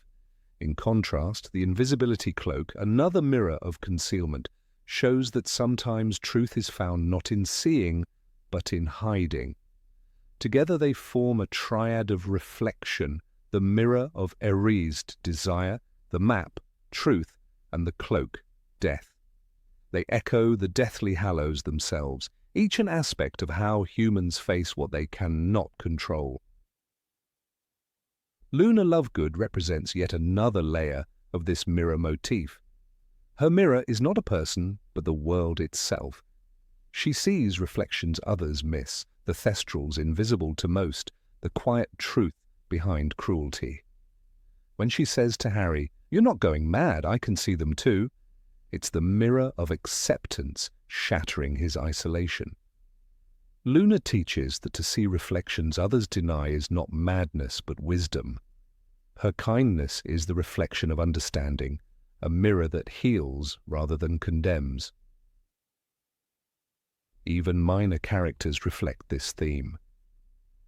Neville Longbottom mirrors Harry's courage without the prophecy. He could have been the chosen one, yet his path is quieter, his heroism slower to shine. When he pulls the sword of Gryffindor from the sorting hat, the reflection becomes complete. Two boys born to fight darkness, one by fate, the other by choice.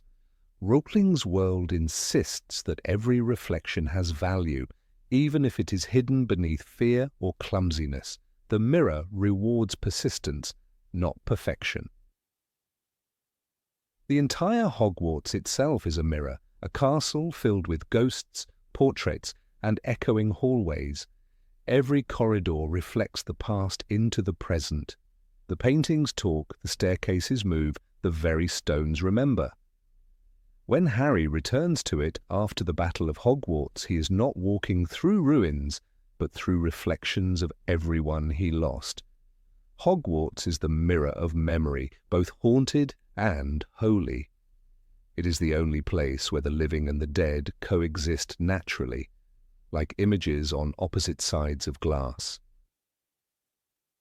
Even love, the central magic of the series, functions as a mirror.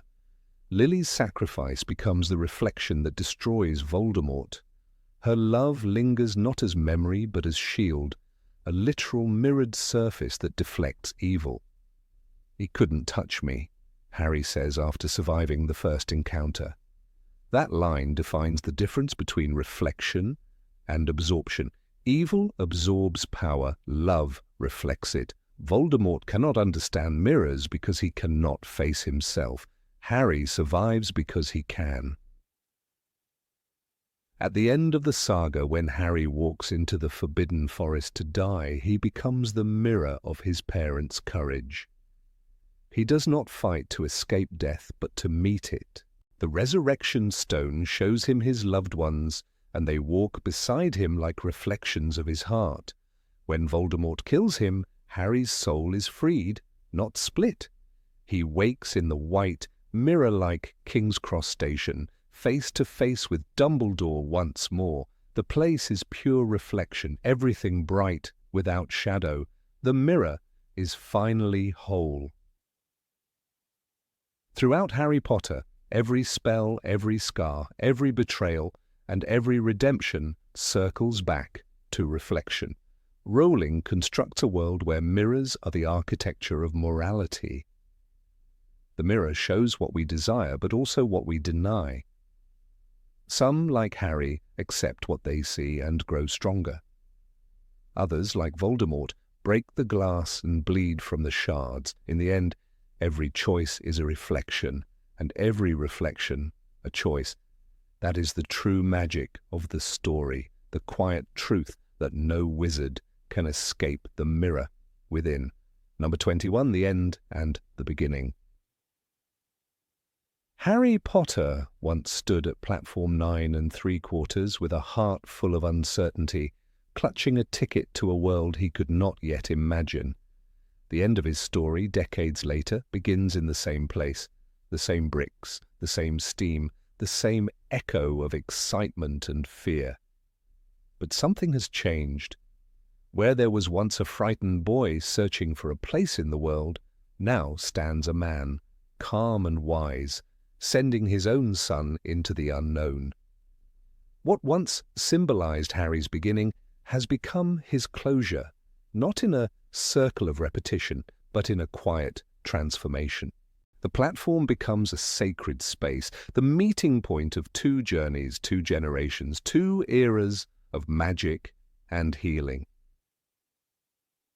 When Harry first arrived at the station in Philosopher's Stone, he was utterly alone. The Dursleys had never told him how to find platform 9 3/4. The words of Mrs. Weasley, packed with muggles, of course, were the first kind ones he had heard that morning. He was lost, frightened, and unseen. The steam from the scarlet train clouded his vision as he stumbled forward, unsure whether he belonged. And yet that moment defined the boy who lived, a boy without guidance, stepping through a barrier that divided two worlds. In Deathly Hallows he returns to that same space as a father, guiding his son through the same passage. What began as an act of discovery becomes an act of reassurance. The once lonely child has become the parent who makes sure no one ever feels the same fear again. Albus Severus Potter stands on that same platform, looking as small and uncertain as his father once did. His name alone carries history, two legacies entwined: Albus Dumbledore, the symbol of wisdom, and Severus Snape, the emblem of redemption. The child represents the merging of light and shadow, of courage and complexity, of the Gryffindor and Slytherin that once seemed destined to remain divided forever. When Harry tells his son that being sorted into Slytherin is nothing to be afraid of, it is more than parental comfort. It is the quiet rewriting of 1,000 years of prejudice. It is the moment the story redeems itself. The power of those words lies not in what they promise, but in what they forgive. Being in Slytherin is nothing to be afraid of. A sentence that would have seemed impossible to the 11-year-old Harry, who once trembled beneath the sorting hat, silently pleading, "Not Slytherin, not Slytherin!" The same boy who once feared that a hat's decision would define his soul now tells his child that it doesn't matter, that no house, no label, no inherited history can dictate who you become. It's the story coming full circle, but not to repeat itself, to heal its own wound. Slytherin House, since the founding of Hogwarts, had been the symbol of everything Harry fought against. Ambition twisted into cruelty, cunning turned into deceit. But through Snape's story, through Draco's hesitation, and even through Harry's own understanding, we see that Slytherin was never evil. It was misunderstood. The reconciliation begins not in battle, but in a whisper on a train platform between father and son. It's as if all the ghosts of Hogwarts, the founders, the fallen, the misunderstood, stand unseen around them, watching the moment the ancient divide dissolves. That healing was earned through pain. For every death in the war, for every child orphaned like Harry, there came the slow realization that hatred and division were the true enemies. The final words of Deathly Hallows, "All was well," are often seen as too simple, too sentimental. But that simplicity is deceptive. It is not the naive peace of a world untouched by evil. It is the fragile calm of survivors who have learned to live with memory. It is Dumbledore's lesson at last fulfilled. Do not pity the dead, Harry. Pity the living, and above all, those who live without love. The end is not a denial of loss, but an acceptance of life after it. Every great story mirrors its own beginning. In the first book, the journey begins with the train to Hogwarts, the symbol of adventure and learning. In the last scene, the same train carries away not the hero, but his son. The scarlet engine becomes a vessel of inheritance, not of trauma, but of understanding. The boy who once sought a family now sends his own into the same world, but this time love accompanies the journey. The magic that once divided now unites. The story, like the train, does not stop. It continues on new tracks with new names carrying old lessons. Even the symbolism of the scar itself finds resolution. Harry's lightning bolt, once a mark of death, fades into irrelevance by the end. Rowling writes, "The scar had not pained Harry for 19 years. All was well." It is more than a physical healing, it is a spiritual one. The scar that once tied him to Voldemort in the living proof of evil becomes meaningless. Evil leaves no mark that cannot fade. Just as Harry's body heals, so does the entire magical world. The wound of division between houses, between bloodlines, between past and future, finally begins to close. There is also a hidden echo in Harry's final act on the platform. When his parents sent him to King's Cross all those years ago, they were already gone. Their love was the only thing guiding him. Now Harry sends his son there in person, the embodiment of the love he once lacked. The child who grew up under the stairs, unwanted and forgotten, now ensures that his own child feels chosen. It is perhaps the most profound reversal in modern literature. The orphan becomes the parent who makes the world safer for the next generation. What began as a cry for belonging ends as a quiet promise that the next boy who boards the train will never be alone. The parallel between beginning and end also reflects the deeper structure of Rowling's storytelling. The first and last chapters of the saga mirror each other in tone, imagery, and purpose. Both feature a station, a train, and a threshold between two worlds. In the first, the crossing is from ignorance to knowledge. In the last, from memory to legacy. The platform remains the same, but its meaning transforms. It is no longer the entrance to mystery. It is the proof that magic endures beyond childhood. Just as Harry once looked for a family on the other side of the barrier, his son now carries that family name proudly into the same unknown. Even Draco Malfoy's brief appearance at the station reinforces the symmetry. Once rivals, now silent equals, Harry and Draco share a moment of acknowledgement. No words are exchanged, but everything is understood. The children of their generation will not inherit their parents' war. It is the truest victory imaginable. Peace not through conquest, but through quiet understanding. That single nod between two men who once sought to destroy each other speaks louder than any spell or prophecy. The end, in its stillness, achieves what every battle could not. The scene also brings back one of the series' most profound themes: choice. It is our choices, Harry, that show what we truly are, far more than our abilities. Dumbledore's wisdom echoes across generations. Harry's choice to embrace his son's potential Slytherin fate is the ultimate fulfillment of that belief. The boy who once begged the Sorting Hat to avoid Slytherin has learned that goodness is not born from house colours or bloodlines, but from compassion.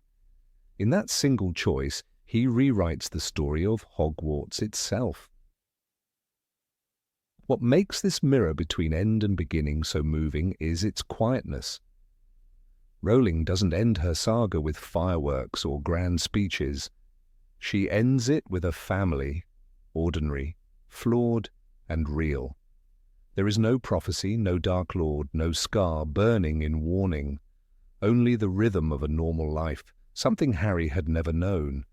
The magic becomes invisible, woven into love, into routine, into peace. That is the true victory, the triumph of normalcy after chaos. When Harry watches the train leave, he isn't watching the end of magic, but its transformation into memory. Even the final line, "All was well," carries the weight of prophecy fulfilled. It mirrors Hagrid's first words to Harry in Philosopher's Stone. "You're a wizard, Harry, The first sentence gave him identity. The last gives him peace. Between those two lines lies an entire life, a journey from discovery to understanding, from fear to forgiveness. The boy who was once defined by a curse now defines the meaning of healing. The symmetry is poetic not because it repeats, but because it resolves. Every spell, every friendship, every loss throughout the series builds toward that simple moment at the platform. It reminds the reader that endings are never truly ends. They are reflections, softened, wiser versions of beginnings. Harry's story began with a question. Who am I? And ends with an answer.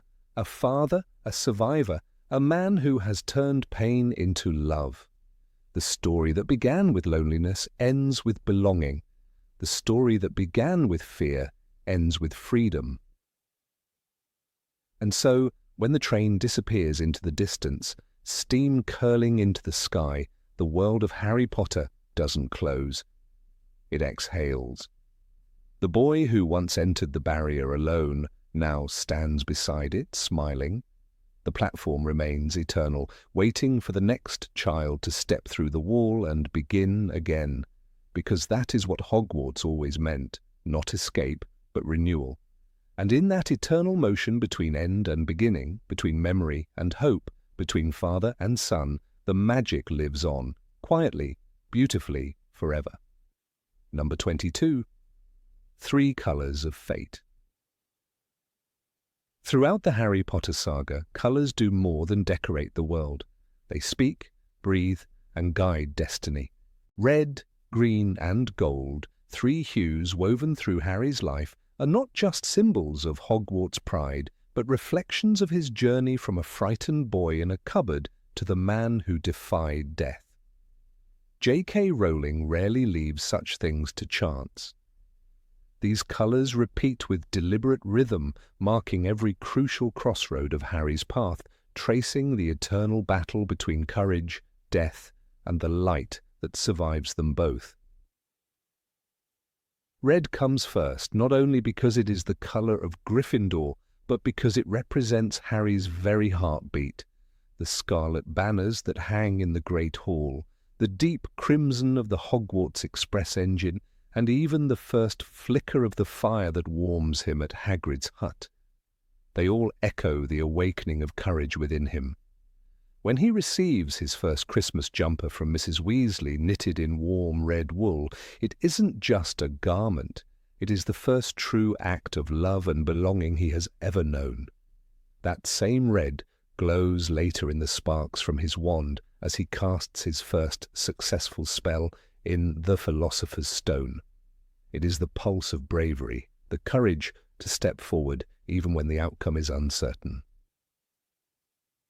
Yet red is not merely warmth and courage, it is also blood. The blood of Lily Potter that protects Harry on Privet Drive, forming the ancient magic that keeps Voldemort at bay. Dumbledore explains, "Your mother's sacrifice made the bond of blood the strongest protection I can give you." That blood magic is not abstract.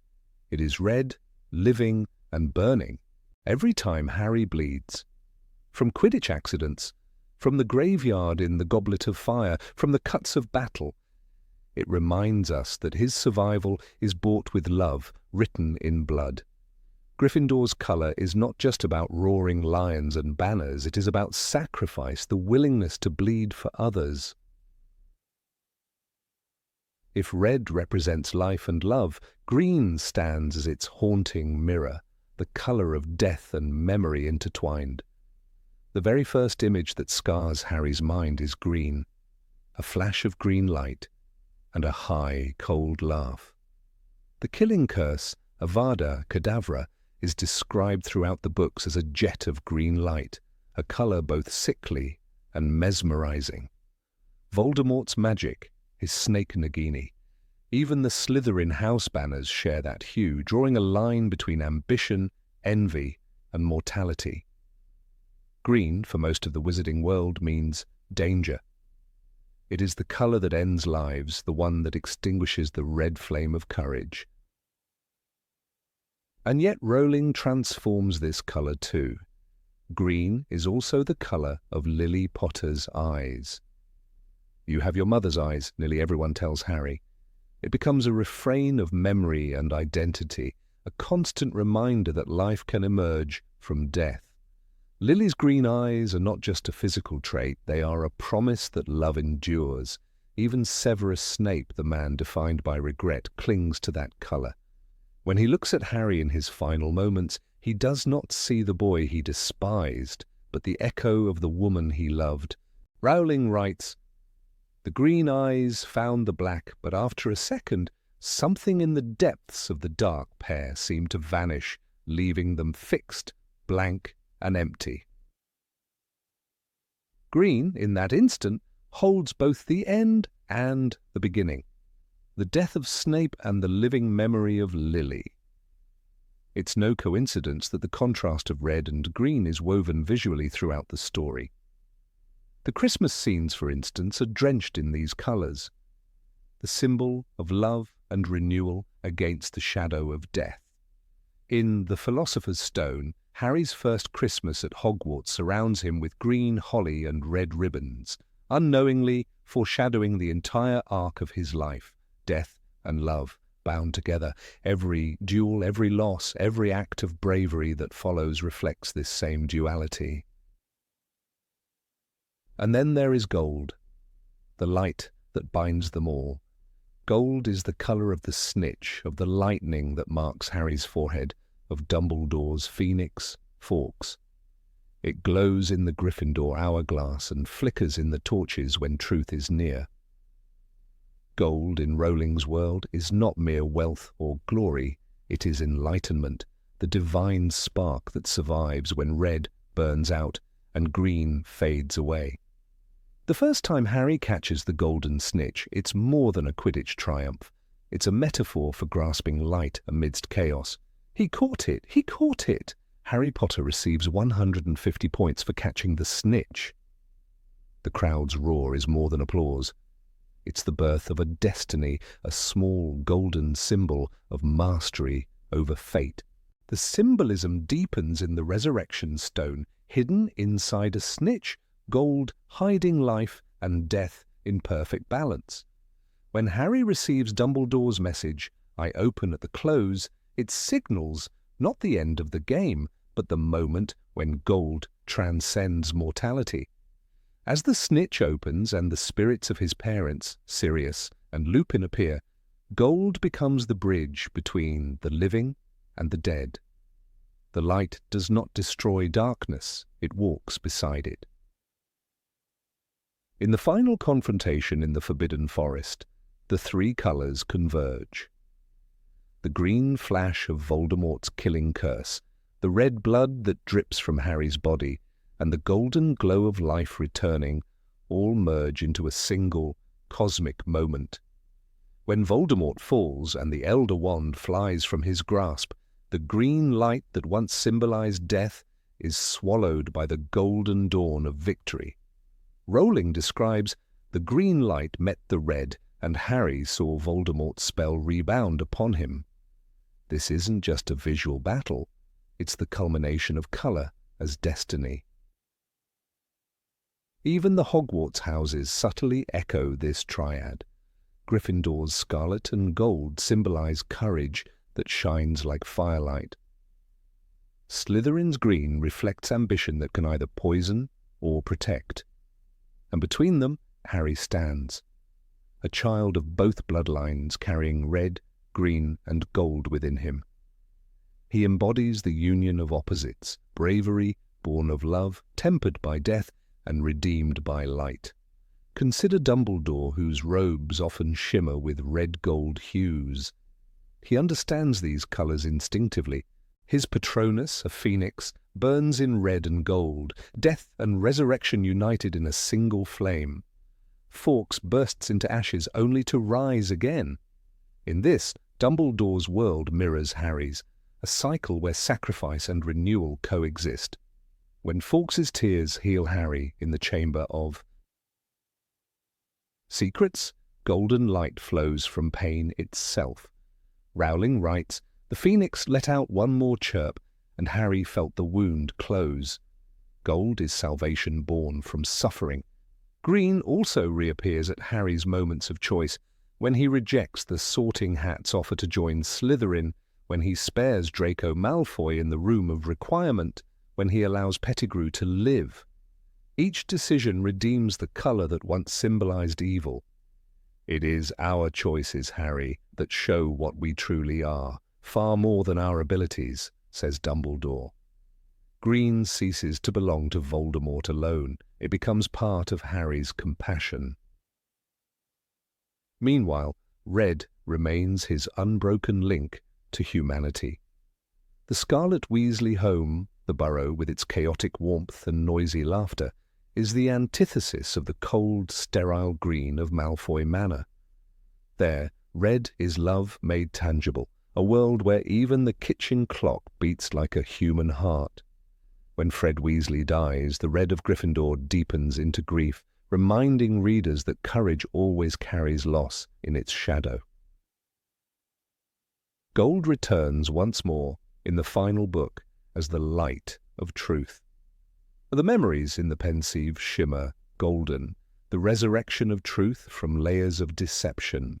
When Harry dives into Snape's recollections, the golden light of the Pensieve ripples like sunlight on water, revealing that love, not hatred, guided Snape all along. The same man who uttered the green curse 1,000 times had lived for the memory of green eyes and a promise forged in red blood. These colours follow not only Harry, but also those who define him.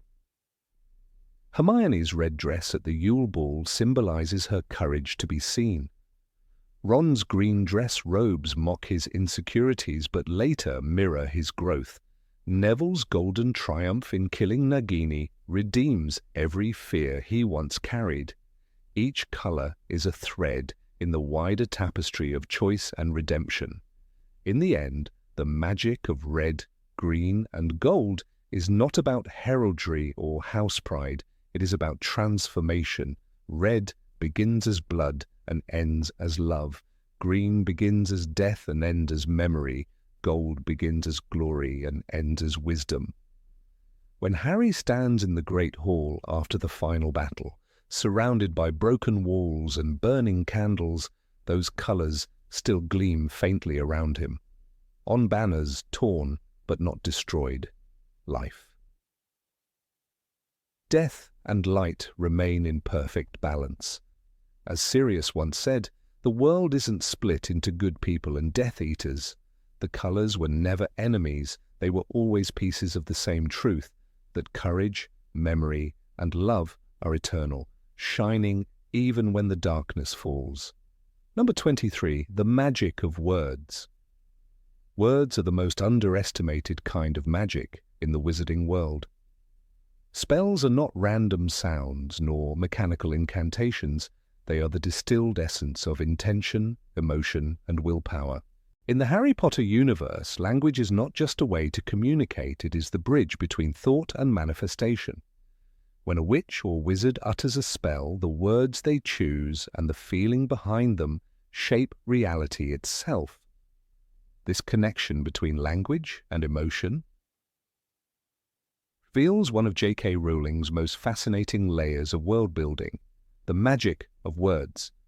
And once you start to look closer, it becomes impossible to unsee. Every incantation in the series carries meaning. The words are not decorative Latin relics, they are precise instruments. Lumos means light, and when spoken with conviction, the tip of a wand bursts into brightness.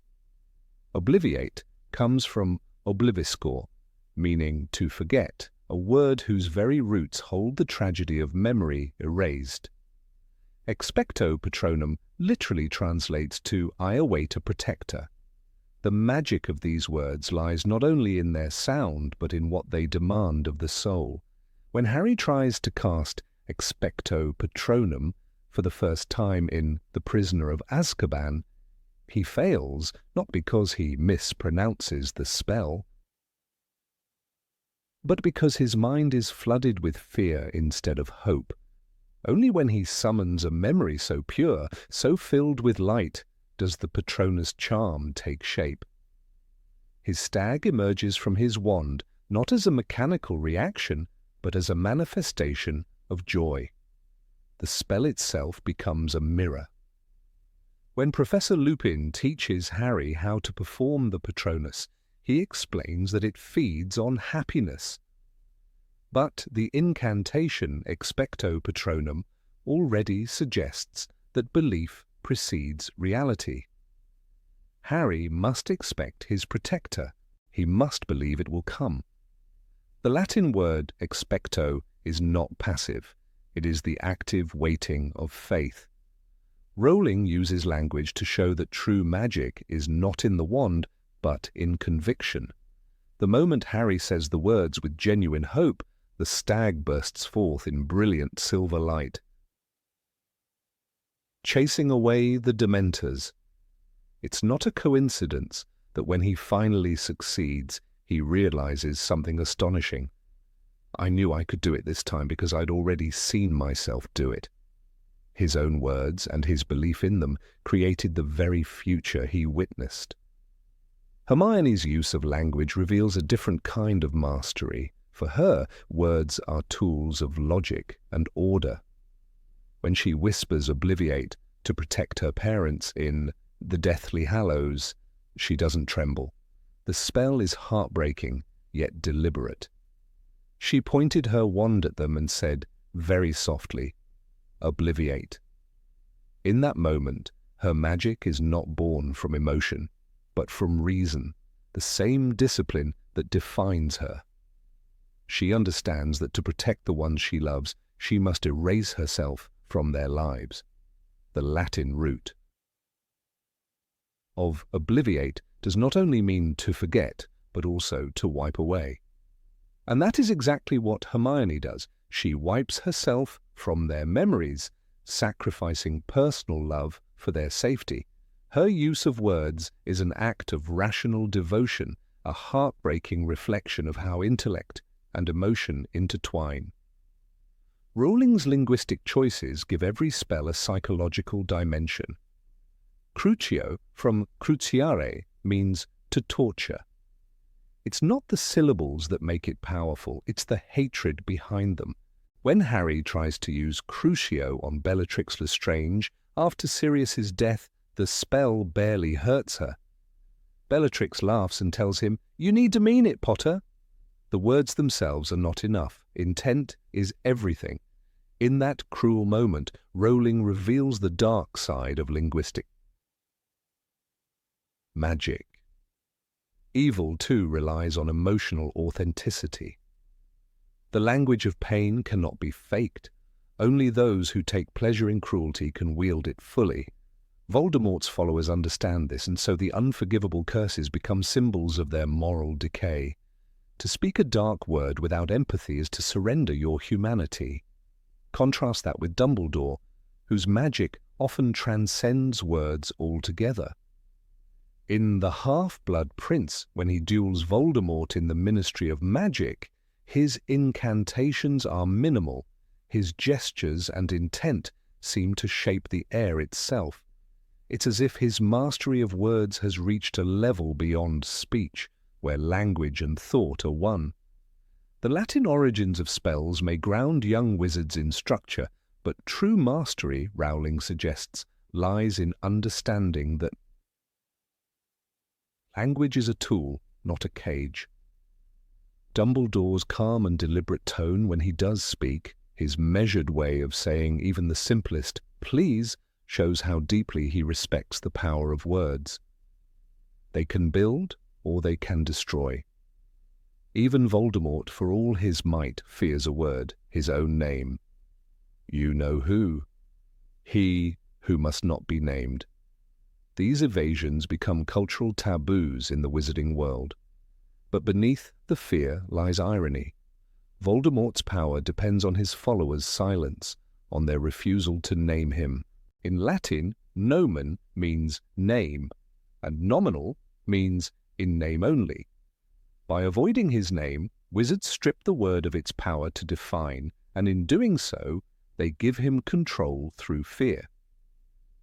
Dumbledore, of course, understands this and says, fear of a name increases fear of the thing itself. Voldemort knows that names hold truth. His original name, Tom Riddle, exposes his humanity, his mortality. That is why he discards it. To speak Voldemort is to conjure that truth back into existence. Language again becomes the battlefield. This intricate relationship between emotion, identity, and speech runs throughout the series. The very act of naming is sacred. The Marauder's Map, enchanted by James Potter, Sirius Black, Remus Lupin, and Peter Pettigrew, responds to words. I solemnly swear that I am up to no good. Mischief only reveals itself to those who speak with intent. And when the user says, mischief managed, the secret vanishes. The map listens, reacts, obeys. Words are commands to the world, performative utterances, as philosophers might say. Rolling turns linguistics into living enchantment. Even Fred and George's pranks rely on this principle. They weaponize words through humor, making laughter itself a form of rebellion against darkness. It's fascinating how the tone of speech also shapes magic. When Professor McGonagall corrects students, her words cut like spells themselves, precise, sharp, unambiguous. Transfiguration is some of the most complex and dangerous magic you will learn, she warns. Her strictness carries the same authority as a curse or a charm. Words have weight in Hogwarts classrooms. They teach more than spells, they teach control. Meanwhile, Hagrid's speech, full of dropped consonants and warmth, has its own kind of power. He cannot cast advanced spells like Dumbledore, yet his way of speaking brings comfort. When he says to Harry, "Oh, you're a wizard," the simple phrase changes Harry's entire life. It's perhaps the most powerful sentence in the entire saga, not because it's magical, but because it reveals truth through love. Rowling also uses language to define moral boundaries. The Death Eaters twist ordinary words into tools of propaganda. Mudblood, a term of hatred, becomes a weapon. Hermione's tears when she hears it show how deeply words can wound. Dumbledore, in contrast, uses words to heal and unite. His speeches at Hogwarts are full of gentleness and quiet strength. It is our choices, Harry, that show what we truly are, far more than our abilities. His language uplifts rather than dominates. The moral difference between light and dark magic is not in vocabulary, but in intent, at the emotional. Truth behind the words. Even the incantations that sound simple reveal psychological truths. Lumos and Nox, light and darkness, mirror the eternal struggle within every character. When Harry lights his wand in dark corridors, the glow feels like hope itself. The spell is a metaphor for his journey. The light he conjures is not merely physical, it's symbolic of clarity, courage, and trust.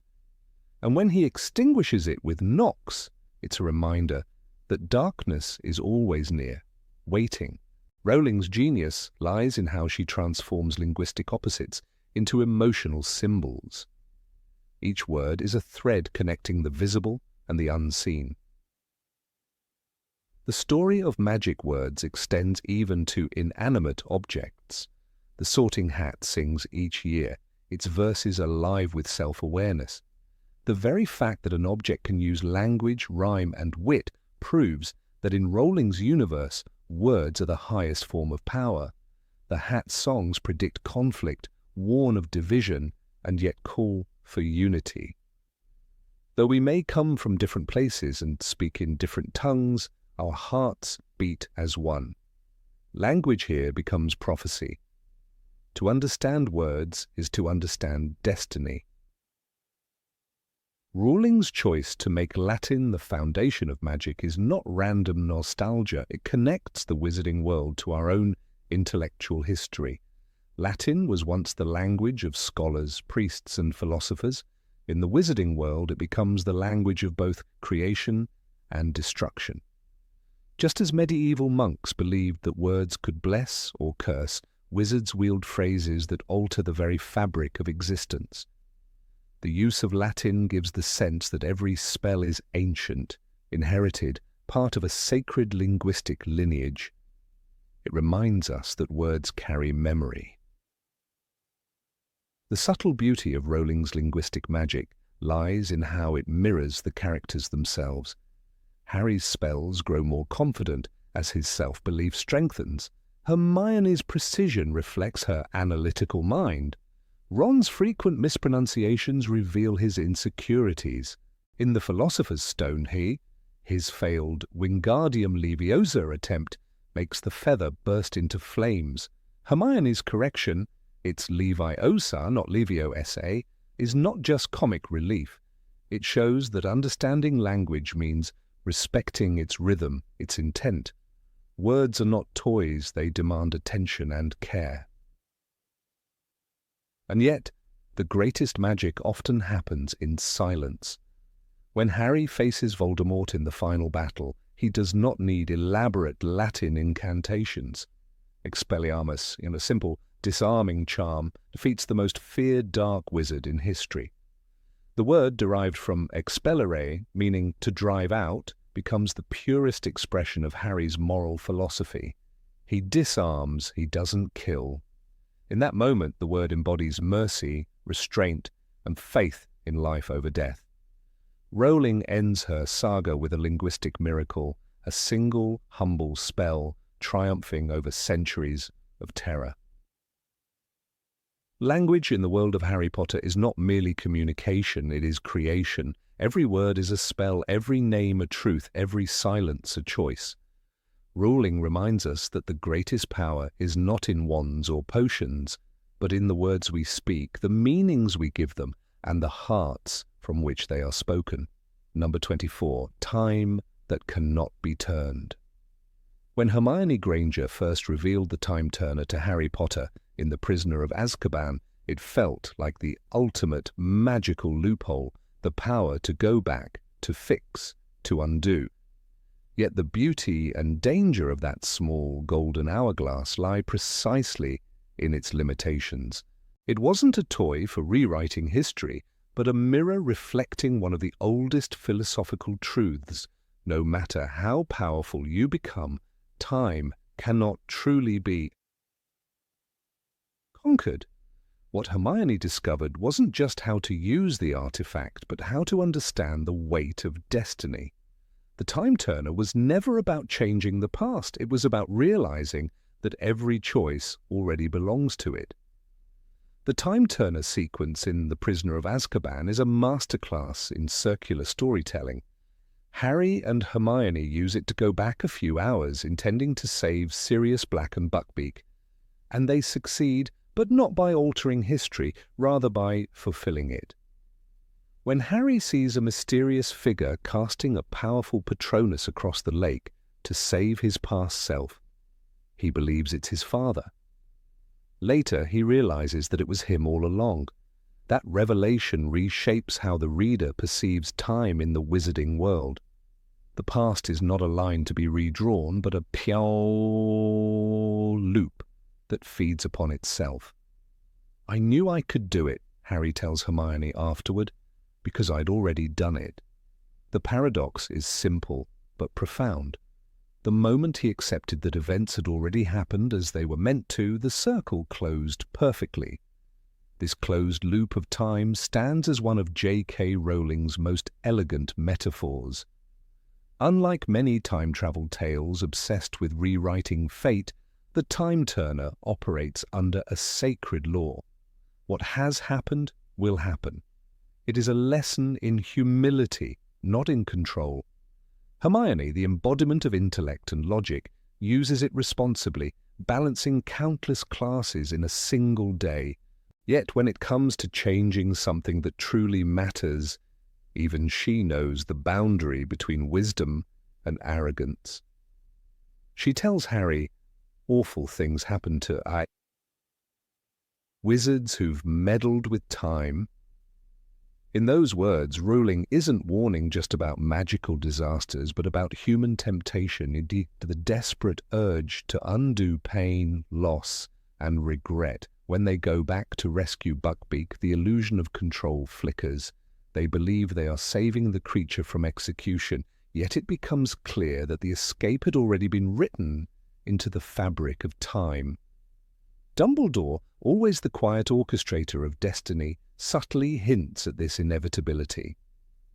He tells Hermione, "You must not be seen." His instruction isn't only tactical, it's moral. It acknowledges the delicate architecture of time, where visibility itself can fracture reality. The moment they are seen, the cycle breaks and chaos begins. Thus, Hermione's greatest act of power comes not from spell work, but from restraint. The Time Turner reveals one of the most haunting themes in Harry Potter, that destiny and free will exist in fragile harmony. Harry chooses to act, but his choices only fulfill what was already destined. It is a paradox that defines not just this scene, but his entire life. When he casts the Patronus by the lake, it is not the act of rewriting fate, but the recognition that his courage was always part of it. He becomes his own savior, not by changing the past, but by understanding it. That moment crystallizes Dumbledore's lesson from the Chamber of Secrets. It is our choices, Harry, that show what we truly are. Time doesn't erase choice, it completes it. Hermione's use of the Time Turner also mirrors the broader moral fabric of the series. Magic in Rowling's world is never limitless. Every spell, every charm has consequence. The Time Turner exposes that truth in its purest form. It allows movement through hours, but not through fate. It reflects the same moral restraint that governs the Elder Wand or the Resurrection Stone. The idea that seeking to control what is beyond human grasp leads to ruin. Time, death, and destiny form a triad of untouchable powers. In this sense, Hermione's Time Turner is a philosophical twin to the Deathly Hallows, though far less ominous. Both tempt the user with transcendence. Both reveal that mastery comes not from domination, but from understanding. The story's most moving philosophical thread lies in its subtle message. The Time Turner cannot save everyone. Hermione knows this. When she tells Harry, "Well, we can't save everyone, but we can save those who are near us," she accepts a human truth hidden beneath the fantasy. It is not just a line about magic, it's a reflection on compassion and limitation. The wizarding world is full of loss. Lily and James, Cedric, Sirius, Dumbledore himself. Even with magic capable of twisting time, no one escapes the inevitable flow. The Time Turner reminds us that salvation is not universal. The act of saving one life does not undo the tragedy of another. That balance gives meaning to sacrifice. There's a quiet tragedy in Hermione's brilliance, too. She is perhaps the only witch of her age capable of using such an artifact responsibly. Yet the burden isolates her. She bears the knowledge of simultaneous moments, of being in two places at once, a godlike awareness of time's structure. It's no coincidence that after the Prisoner of Azkaban, the Time Turners are destroyed during the battle in the Department of Mysteries. The universe reclaims what it lent. The Ministry's shelves of spinning hourglasses shatter, erasing the illusion that time could ever be safely held. Rowling seems to be saying humanity isn't ready for such knowledge and perhaps never will be. Harry's relationship with time continues to evolve throughout the series, long after the Time Turner is gone. In the Order of the Phoenix, he experiences visions of the past through the connection with Voldemort's mind, another distorted reflection of time. In the Deathly Hallows, he meets Dumbledore in the ethereal King's Cross station, existing between life and death, where time loses all meaning. Each encounter echoes the same lesson. Understanding time is not about control, but acceptance. The Time Turner was only the beginning, a child's first glimpse into eternity's unyielding current. The symbolic echo of the Time Turner reappears in how Harry later names his children. His son, Albus Severus Potter, carries the legacy of two men whose lives were defined by sacrifice, choices that shaped time itself. In naming them, Harry honors not only their memory, but the fixed nature of history. He doesn't try to rewrite what happened, he integrates it into his own future. The Time Turner's lesson lives on. We cannot change what was, but we can transform how it defines us. Hermione's later life adds another layer to this theme. As Minister for Magic, she eventually confronts the consequences of time manipulation again in Harry Potter and the Cursed Child. There, another Time Turner emerges, stronger, darker, capable of changing far more. Yet the story spirals into chaos the moment it is used. Cedric lives, Voldemort triumphs, and reality fractures. The past resists alteration like a living organism rejecting a foreign body. The tragedy of that play's timeline reaffirms what Hermione once learned as a student. To tamper with time is to unravel truth. What she and Harry did in their youth was not a rewrite, but a preservation. The magic of the Time Turner endures because it speaks to something painfully human: regret. Who hasn't wished to turn the hourglass, to say the right words, to undo a mistake? Yet Rowling transforms that longing into wisdom. By creating a world where time loops instead of bends, she protects her characters from the fantasy of control. Every loss, from Sirius's fall through the veil to Dumbledore's death on the astronomy tower, becomes part of an unbroken thread. The series teaches that grief doesn't demand erasure, only meaning. Even the visual description of the Time Turner carries symbolic weight. A delicate hourglass spinning between golden rings, it represents the fragility of time itself. Hermione wears it close to her neck, near her heart, as if guarding the boundary between knowledge and compassion. It is the opposite of Voldemort's Horcruxes. Both are instruments of defying mortality, yet one stems from love and duty, the other from fear and obsession. Where the Horcrux tears time apart by anchoring the soul unnaturally, the Time Turner preserves its flow, reminding us that eternity is not meant to be owned. The Time Turner also exposes a quiet tension between human logic and divine mystery. Hermione, the rational thinker, is forced to confront the metaphysical. She can calculate rotations, measure hours, and predict outcomes, but she cannot measure destiny. The artifact demands faith as much as intellect, faith that what must happen will. In this sense, the Time Turner unites two opposing forces of the wizarding world, magic and morality. It tests not only one's ability to use power, but to surrender it. Time, as Rowling portrays it, is both merciless and merciful. It doesn't yield to emotion, yet it gifts perspective. When Harry looks across the lake and sees himself saving his own life, he understands something profound: that the future self is the only one who can rescue the past self. Growth is a cycle, not a straight line. The Time Turner dramatizes this eternal truth through magic, but the message belongs to all of us. We are constantly walking through echoes of our former choices, bound not by chains, but by continuity. Perhaps that is why the Time Turner remains one of the most haunting relics in the Harry Potter universe. It embodies the tension between power and surrender, reason and destiny, love and inevitability. It whispers the same truth Dumbledore once told Harry beneath the candlelight of his office. To the well-organized mind, death is but the next great adventure. In other words, even magic, bows to time. Hermione's golden hourglass may shimmer with possibility, but its sand always runs in one direction, forward.